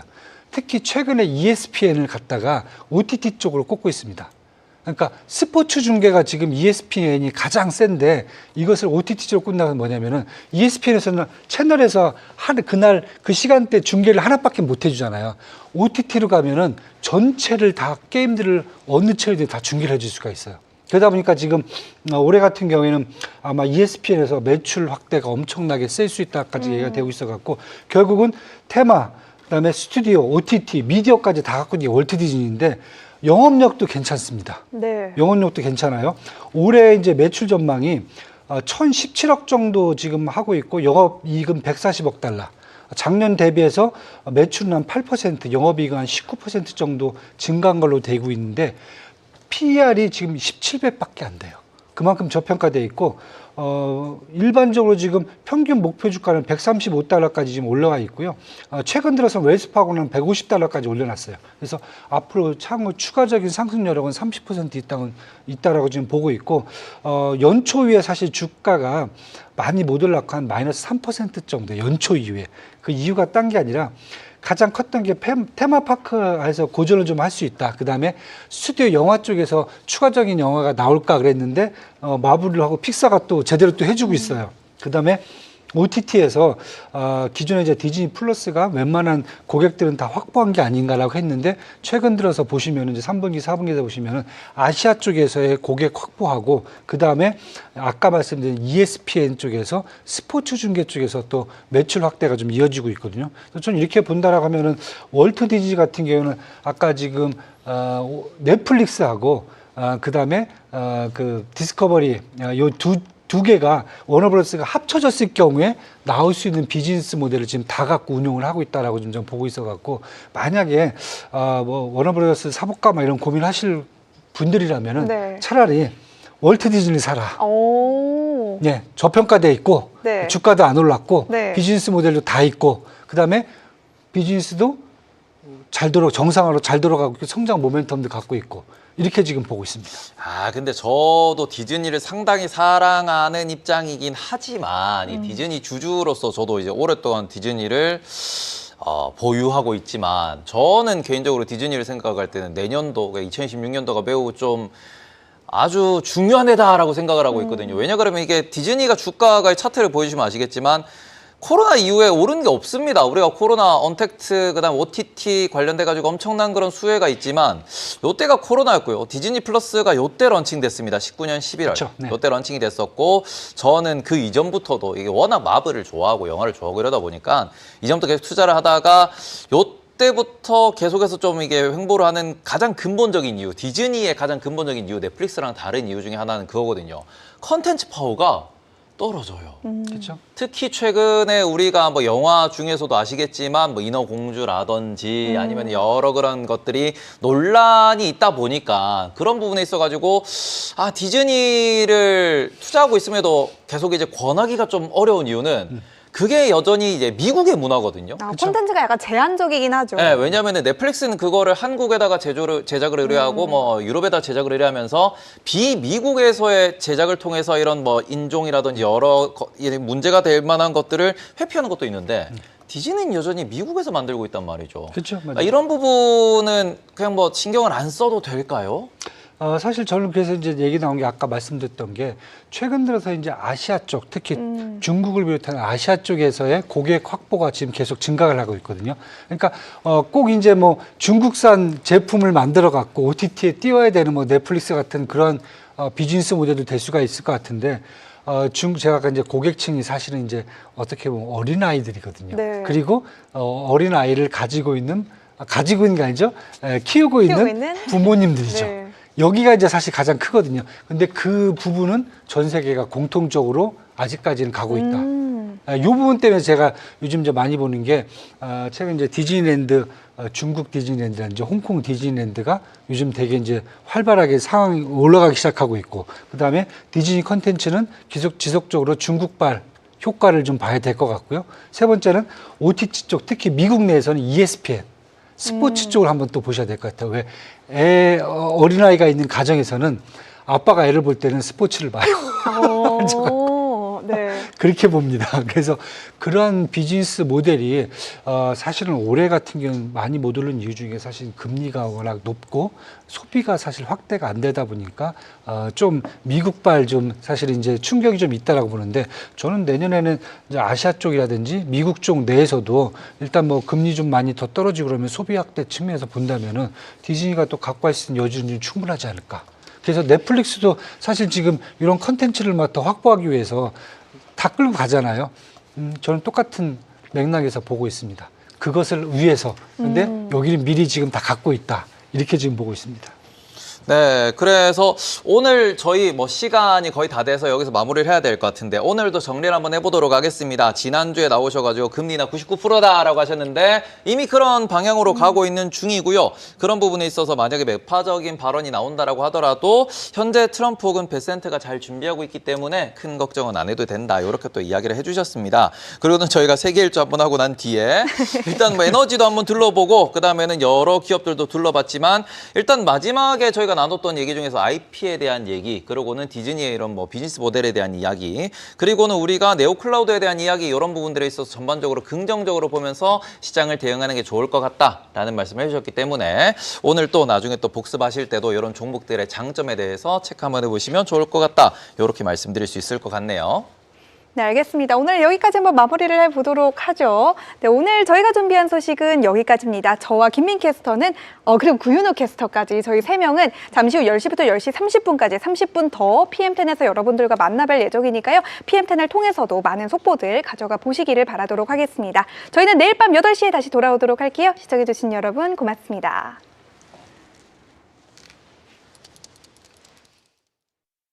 Wake up, oh, oh, oh, oh, oh, oh, oh. Wake up, the city's alive. 불빛은 너를 비춰. 오늘도 run, run, run. 너의 무대야 right now. 하루를 여는 알람 소리. 또 다른 시작의 sign. 커피 한 잔 들고 다시 세상 속으로 dive. 누구보다 바쁜 시간 멈추지 않는 손끝 그 속에 담긴 열정이 세상을 움직여 지금 Shine on, you're doing fine 이 순간이 바로 highlight 작은 노력 하나하나 세상을 더 밝게 만들어 Shine on, don't slow down 너의 땀이 별이 돼 오늘도 빛나는 reason 그게 바로 you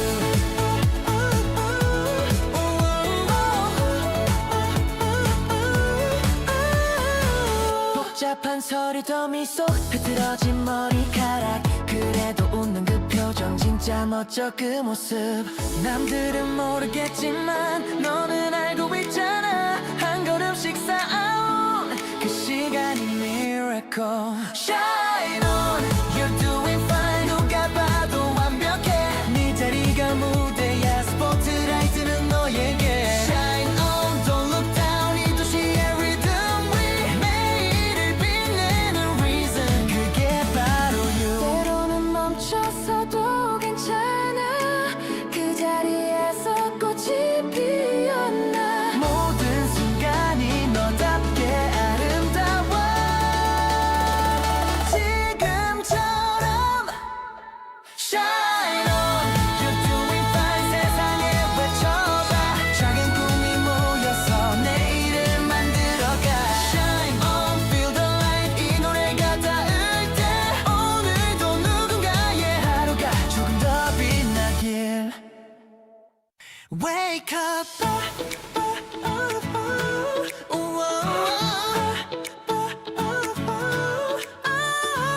Wake up, the city's alive 불빛은 너를 비춰 오늘도 run, run, run 너의 무대야 right now 하루를 여는 알람 소리 또 다른 시작의 sign 커피 한 잔 들고 다시 세상 속으로 dive 누구보다 바쁜 시간 멈추지 않는 손끝 그 속에 담긴 열정이 세상을 움직여 지금 Shine on, you're doing fine 이 순간이 바로 highlight 작은 노력 하나하나 세상을 더 밝게 만들어 Shine on,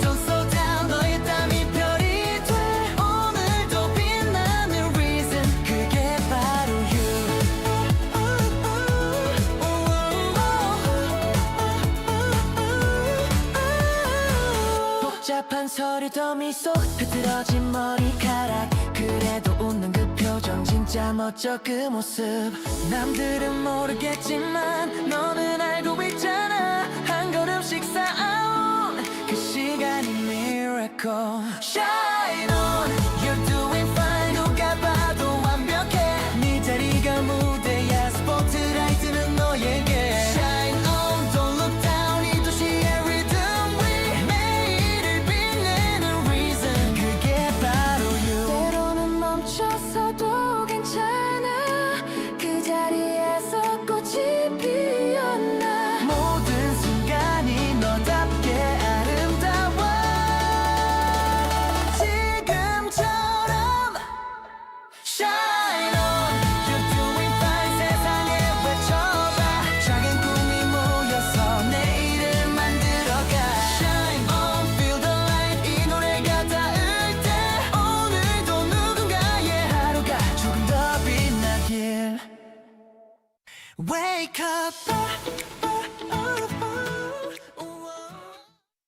반짝 열려 오늘 오늘 your light 프리마켓 모드 on 대신 없어 bright 밤이 더 빛나는 순간 here we go 세상이 깨어나 기적 미리 know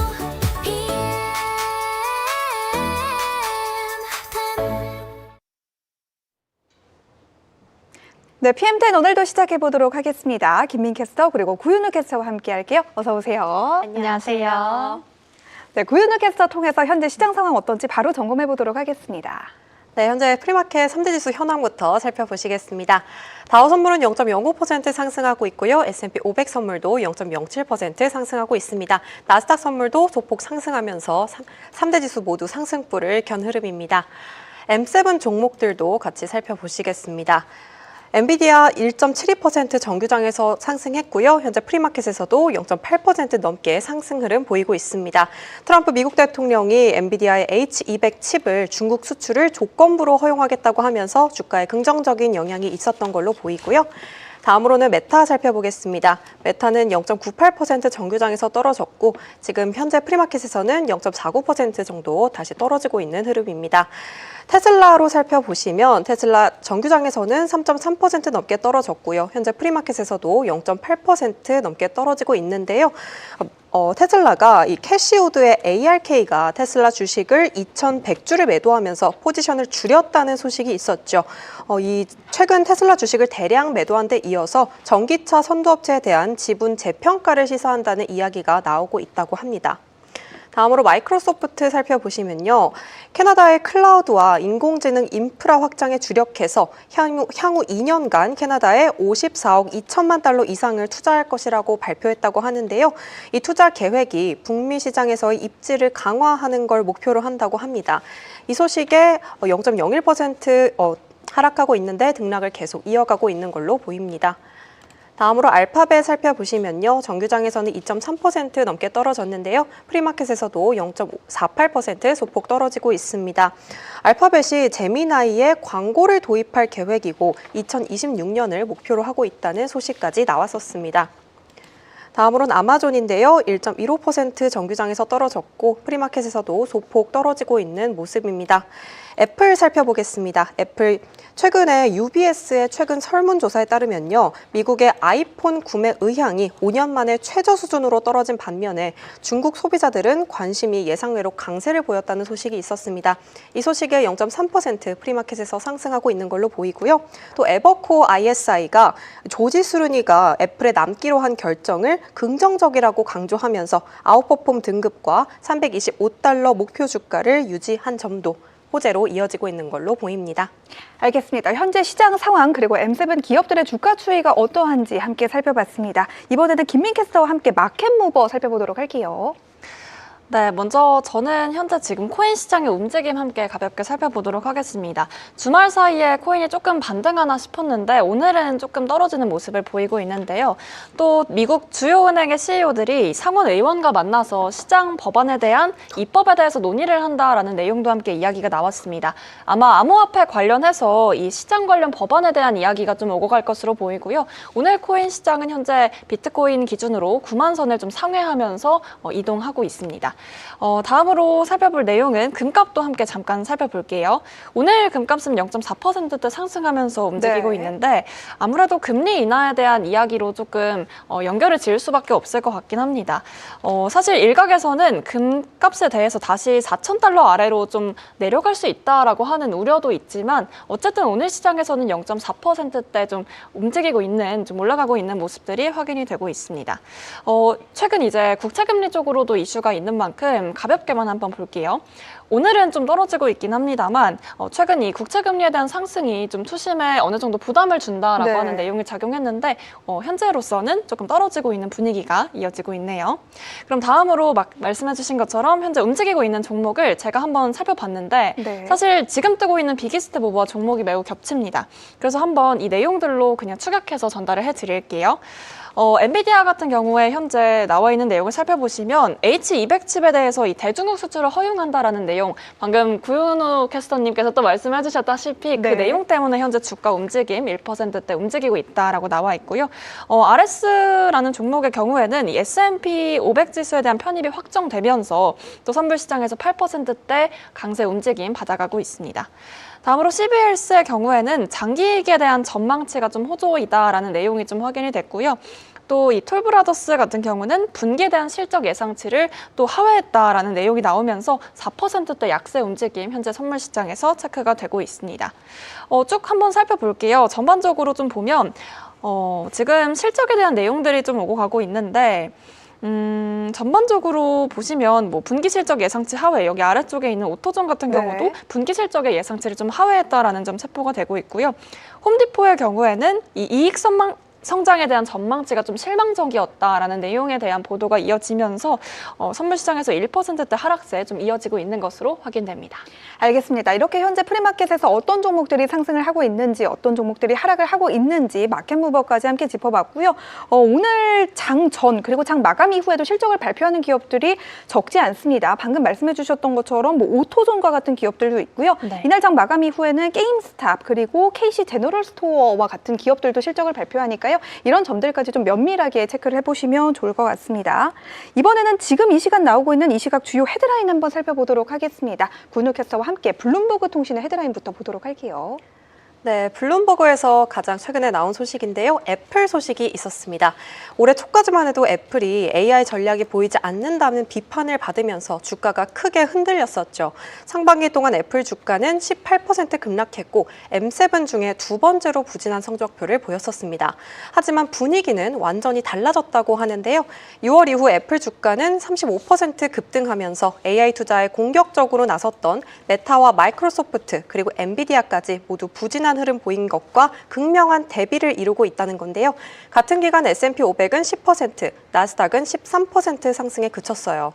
전문가들은 애플의 과열된 AI 투자 경쟁에 뛰어들지 않았다는 점이 오히려 장점으로 부각됐다고 평가하고요. 전문가는 동종 기업들이 이 지출 키우는 와중에도 애플은 차분하게 비용을 통제했다면서 말을 했습니다. 이 흐름 속에서 애플의 시가총액은 4.1조 달러로 불어났고요. S&P 500 내에서 2위 비중을 회복했고 엔비디아에 바짝 다가섰습니다. 전문가 빌 스톤은요, 애플은 AI 경쟁과 그에 따른 대규모 투자 부담을 피했다면서 일종의 안티 AI 종목으로 재평가되고 있다고 분석한다고 합니다.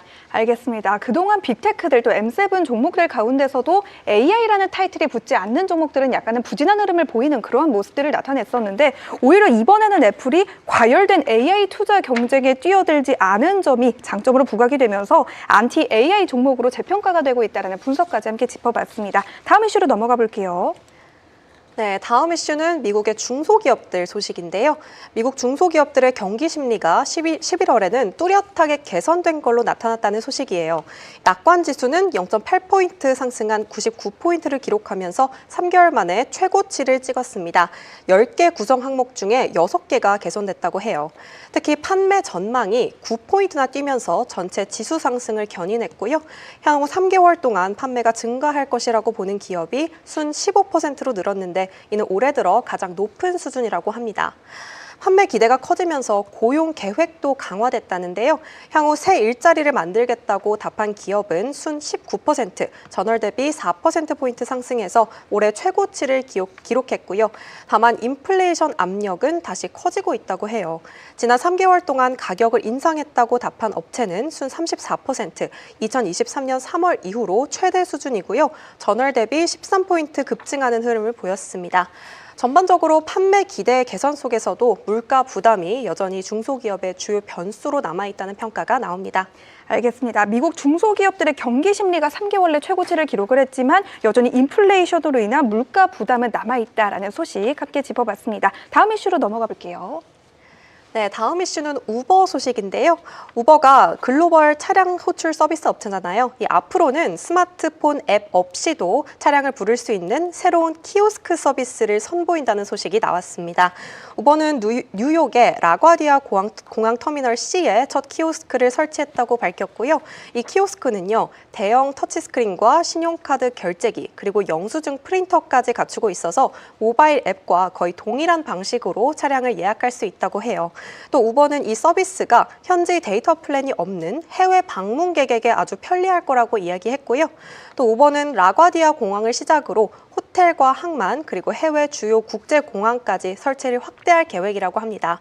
또 우버 대변인은요, 블룸버그 인터뷰에서 내년 월드컵을 포함해서 전 세계적으로 대규모 국제 여행객이 몰리는 주요 이벤트들이 예정돼 있기 때문에 이번 서비스가 아주 큰 기회가 될 거라고 말했다고 합니다. 알겠습니다. 이제는 우버를 스마트폰 앱 없이도 부를 수가 있는 날들이 올 것 같습니다. 다음 이슈로 넘어가 보겠습니다.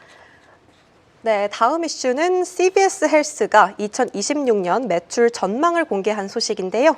미국의 헬스케어 대기업이죠. CVS 헬스가 시장 기대를 밑돈 수치의 가이던스를 내놨습니다. 회사는 내년 총 매출이 최소 4천억 달러가 될 것이라고 밝혔는데요. 월가 예상치였던 4,183억 달러에는 못 미치는 수준이고요. 반면 조정 EPS는 최대 7.2달러로 전망해서 컨센서스였던 7.17달러는 소폭 웃돌았습니다. 새 CEO의 취임 이후에 주가는 올해 들어서 70% 이상 급등하면서 강한 흐름 이어가고 있는데요.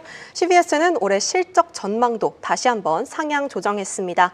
올해 EPS 예상치를 6.6에서 6.7달러로 5센트씩 올렸고요. 올해 내내 분기마다 이익 전망을 상향해온 흐름을 보였어요. 다만 전반적인 헬스케어 전반 업황은 쉽지가 않습니다. 건강보험 사업은 규제 압박이 커졌고요. 또 약국의 혜택 관리 부문은 사업 관행 변화를 요구받고 있어서 소매 약국들도 수익성 개선에 어려움을 겪고 있다고 합니다. CVS는 이런 복잡한 환경 속에서도 그래도 실적 방어력을 보여줬다는 평이 나오고 있는 상황입니다. 알겠습니다. CVS 헬스가 올해 그러니까 2025년 실적은 나름 선방한 실적을 보여줬지만 2026년 매출 가이던스에 대해서는 약간은 미진한 가이던스를 발표를 했다라는 내용을 짚어봤습니다. 다만 그래도 헬스케어 관련해서 실적 방어력이 꽤나 컸다라는 이야기도 나오고 있고요. 또 요즘 불확실한 시장 상황 속에서 헬스케어주가 다시 한번 방어주로서의 역할을 해줄 수 있다라는 진단들도 나오고 있으니까 관련해서 CVS 헬스 그리고 헬스케어 관련주들의 흐름까지도 체크를 해보시면 좋을 것 같습니다. 다음은 민캐스터와 함께 CNBC 헤드라인도 함께 살펴보도록 하겠습니다. 네, CNBC에 지금 다양한 기사들이 떠올랐는데요. 먼저 이렇게 쭉 살펴보시면 나와 있는 내용 중에 지금 CNN부터 함께 체크를 해보도록 하겠습니다. 여기 이런 내용이 있어요. 지금 포드와 그리고 르노 관련해서 이야기가 나왔는데요. 중국차 견제를 위해서 유럽에서 좀 손을 잡았다라고 하는 보도가 나왔습니다. 이 포드가 유럽에서 중국 전기차 업체들의 저가 공세에 좀 밀리고 있는 만큼 이 사업 재건을 위해 프랑스 르노와 손잡기로 했다는 소식들이 현재 나와 있고요. 포드의 유럽 승용차 점유율은 2015년 7.2%에서 올해 무려 3.3%까지 떨어진 상황이라고 합니다. 그렇다 보니까 이런 상황들을 좀 극복하기 위해서 일종의 유럽 시장에서 좀 살아남기 위한 새로운 전략으로 파악이 된다는 점 좀 CNN 헤드라인에서 읽어볼 수가 있었습니다. 그리고 제가 되게 재밌는 걸 확인을 했는데 그때도 제가 한번 언급을 드렸던 것 같아요. 이 호주에서 굉장히 또 실제로 일어난 일인데 혹시 SNS를 네, 미성년자들에게 맞습니다. 네. 실제로 이 16살 미만의 소셜미디어 금지 시행을 좀 이렇게 예정해 두고 있다고 합니다. 좀 내용적으로 좀 가볍게만 짚어볼게요. 이번 조치는 이 유사규제가 확산될 첫 사례가 된다고 할 정도로 아동 보호를 위한 정책의 좀 실험적인 부분이다라고 현재 내용에서는 확인이 되고 있고요. 뭐 인스타그램이나 틱톡, 유튜브와 같은 대중적으로 많이 사용하는 플랫폼에 한정을 해서 실제로 어린 친구들을 대상으로 이렇게 규제를 하고 있는 좀 첫 번째 사례가 있다고 하니까 네. CNN 헤드를 차지한 만큼 실제로 다른 나라에서도 확산이 될지 이 네. 점도 함께 체크해 보시면 좋을 것 같아요. 알겠습니다. 지금 구윤호 캐스터가 굉장히 웃고 계신데 네. 지금 우리는 성인이기 때문에 상관이 아, 없다라는 자유롭다는 웃음인 것 같긴 합니다. 네, 이런 뉴스가 확인이 됐고요. 네. 마지막으로 마켓워치 쪽으로도 이슈가 있어서 가볍게 짚어드리도록 하겠습니다. 레이트니스트 뉴스에서 지금 나와 있는 내용인데요.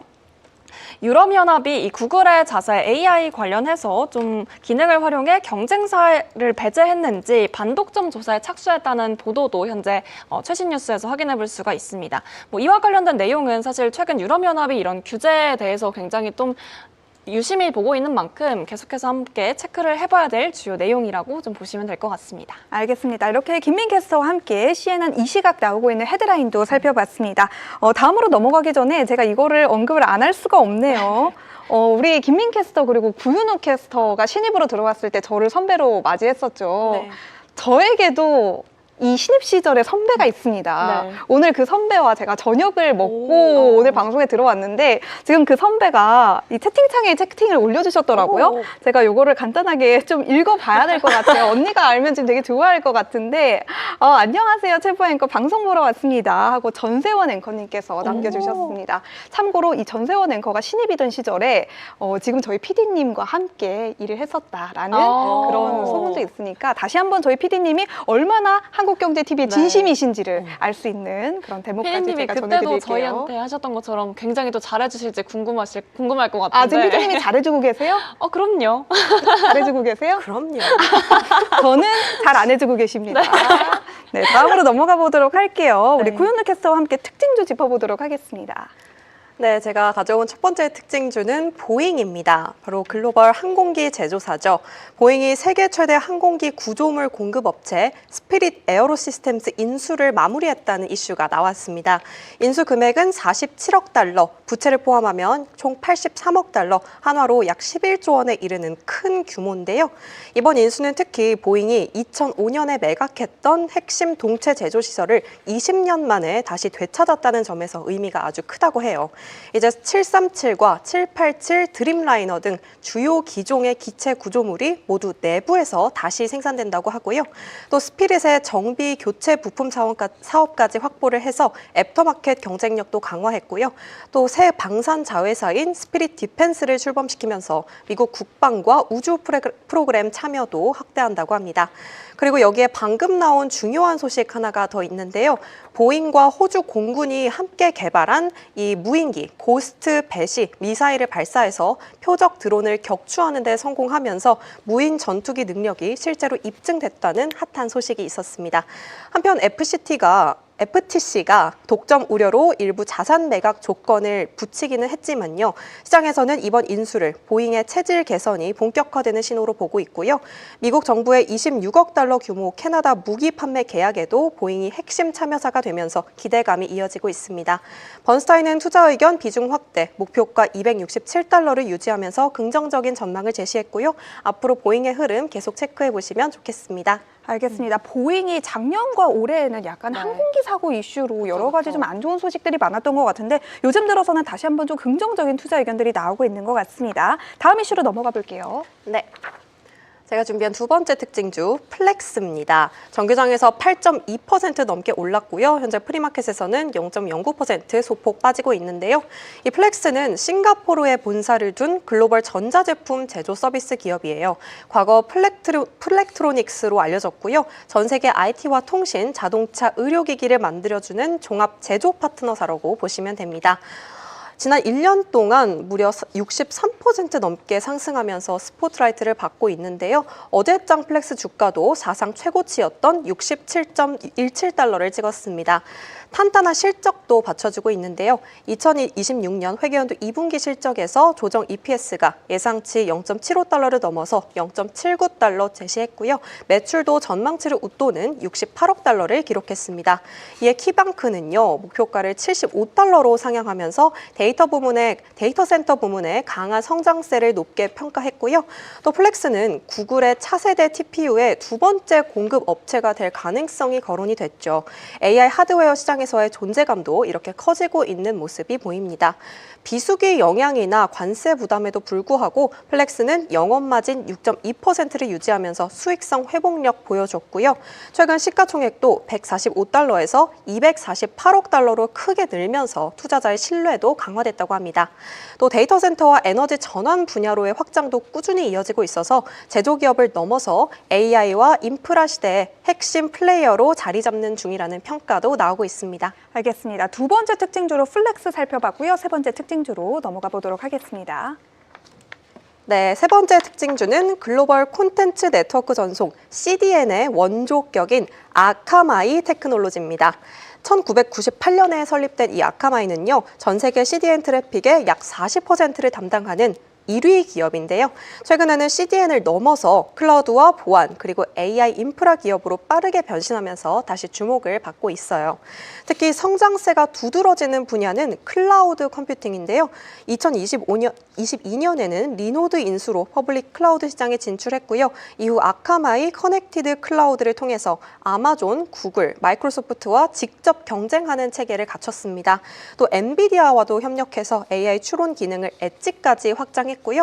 또 흥미로운 점이 하나 있는데요. 아카마이가 이 빅테크와 경쟁하면서도 동시에 인프라 공급 업체 역할도 한다는 건데요. 이 CEO도 미국 3대 클라우드 업체 모두 아카마이 인프라를 사용하고 있다면서 공생 구조도 얘기를 했다고 해요. 또 하나의 큰 소식은 이 아카마이 클라우드가 미국 연방 보안 인증 중 최고 수준인 페드램프 하이 레디 등급을 받았다는 건데요. 이는 민감한 데이터를 다루는 정부에도 서비스를 제공할 수 있다는 의미로 해석이 됩니다.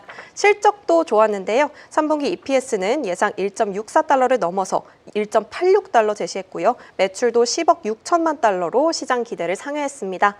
여기서 멈추지 않는 아카마이, 서버리스 웹 어셈블리 기업 페르미온을 인수하면서 엣지와 보안 투자를 이어가고 있는 모습입니다.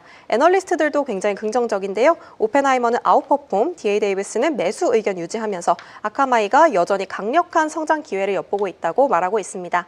알겠습니다. 마지막 특징주로 아카마이 살펴봤고요. 이번에는 김민 캐스터의 특징주 살펴볼 텐데요. 첫 번째 특징주는 애플이죠. 네, 애플 관련해서 아까 한 가지 짚어주셨는데 전 좀 다른 쪽으로 준비를 해봤습니다. 네.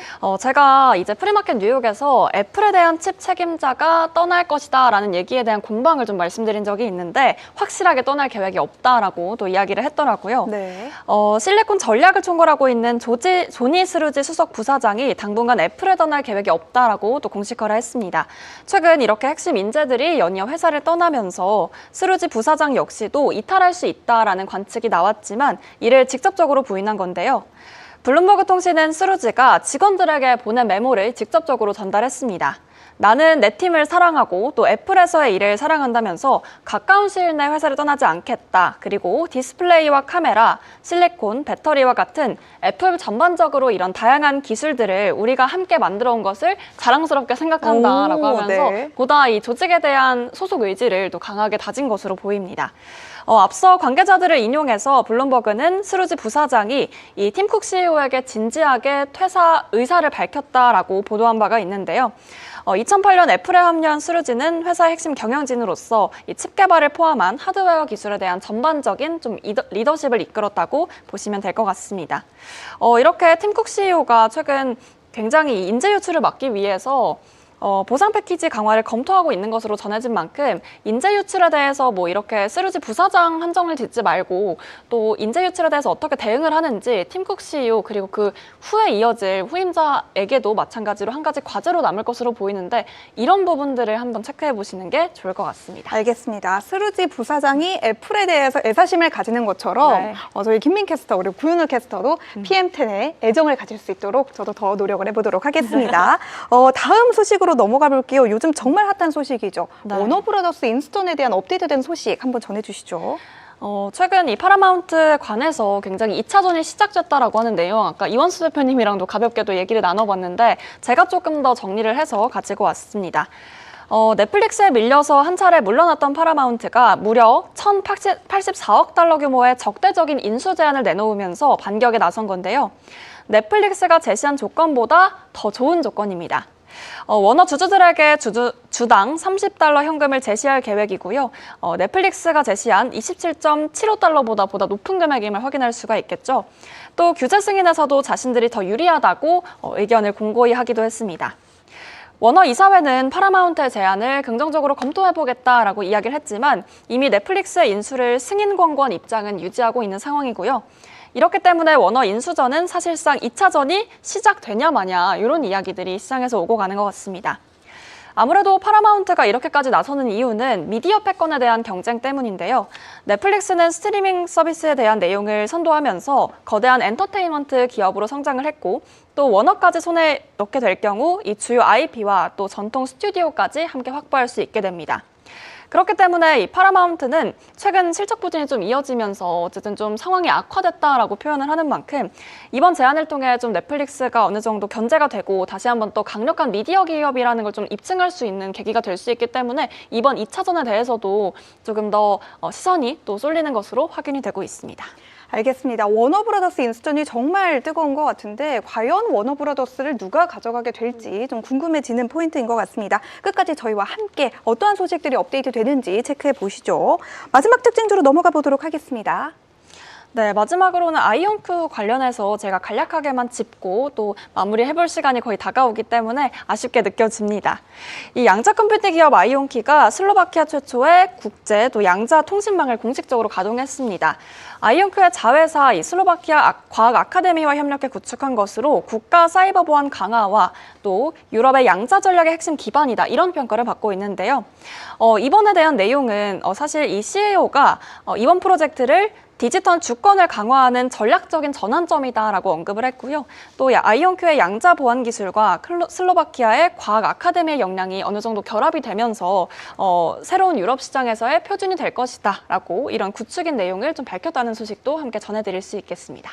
알겠습니다. 이렇게 아이온큐 관련된 소식까지 짚어봤고요. 마지막으로 시장 흐름 체크해보기 전에 조금 전에 마이크로소프트가 AI와 관련해서 향후 4년간 인도에 175억 달러를 투자하겠다라는 발표가 나왔다고 하니까요. 이러한 소식들도 차후 어떠한 업데이트 있는지 여러분들이 확인을 해보시면 좋을 것 같습니다. 그러면 민캐스터 통해서 현재 시장 마무리 어떠한지 상황 네. 먼저 점검해보도록 할게요. 저는 유가를 지금 살펴보고 있는데 58달러 선에서 현재 움직임 보여주고 있습니다. 최근 공급 과잉에 대한 우려가 좀 더해지면서 3주 만에 최대 하락폭을 좀 기록했다라고 한 후에 좀 보합권을 유지하고 있는 모습인데요. 유가는 이렇게 움직인다라는 점 체크해드리고 마지막으로 맵 열어서 함께 살펴보도록 하겠습니다. 오늘 전반적으로 시장 분위기는 이 지수에 맞춰서 또 혼조세를 굉장히 보이고 있는데 오늘 트럼프 대통령이 한국 시간으로 오전 8시 10분에 경제 관련 연설을 앞두고 있다고 합니다. 아무래도 FOMC 회의를 앞두고 있는 만큼 좀 금리에 관련된 내용을 좀 언급을 할 수도 있지 않을까라는 그런 생각이 들고요. 아까 제가 말씀드렸다시피 이 자동차 섹터 쪽에서 GM이나 포드 관련해서 좀 이런 유럽과 손잡는다라는 보도가 나왔음에도 불구하고 이 부분은 조금 더 빨간불을 켜주고 있는 모습들이 좀 확인이 되고 있습니다. 전반적으로 봤을 때는 방어주들과 같은 여러 가지 섹터로 투자자들이 눈을 돌리고 있는 상황이긴 한데 어쨌든 시장 전반적으로는 좀 관망세를 보이고 있다는 점 마지막으로 체크해 보시면 좋을 것 같습니다. 알겠습니다. 12월 FOMC 회의를 앞두고 시장이 조금은 조심스러운 분위기를 좀 띠고 있는 것 같습니다. 네. 내일은 또 어떠한 시장 흐름이 나타나게 될지 저도 개인적으로 좀 궁금해지는 것 같은데요. 또 관련된 소식들이 있으면 저희가 빠르게 정리해서 내일 프리마켓 뉴욕 그리고 PM10에서 여러분들께 정확하게 여러분들께 전해드리도록 하겠습니다. 네, 그럼 오늘 여기서 한번 마무리를 해보도록 할까요? 네. 네, 오늘 저희가 준비한 소식은 여기까지입니다. 저희는 내일 밤 10시에 다시 돌아오도록 할게요. 밤 10시에는 언제나 PM10!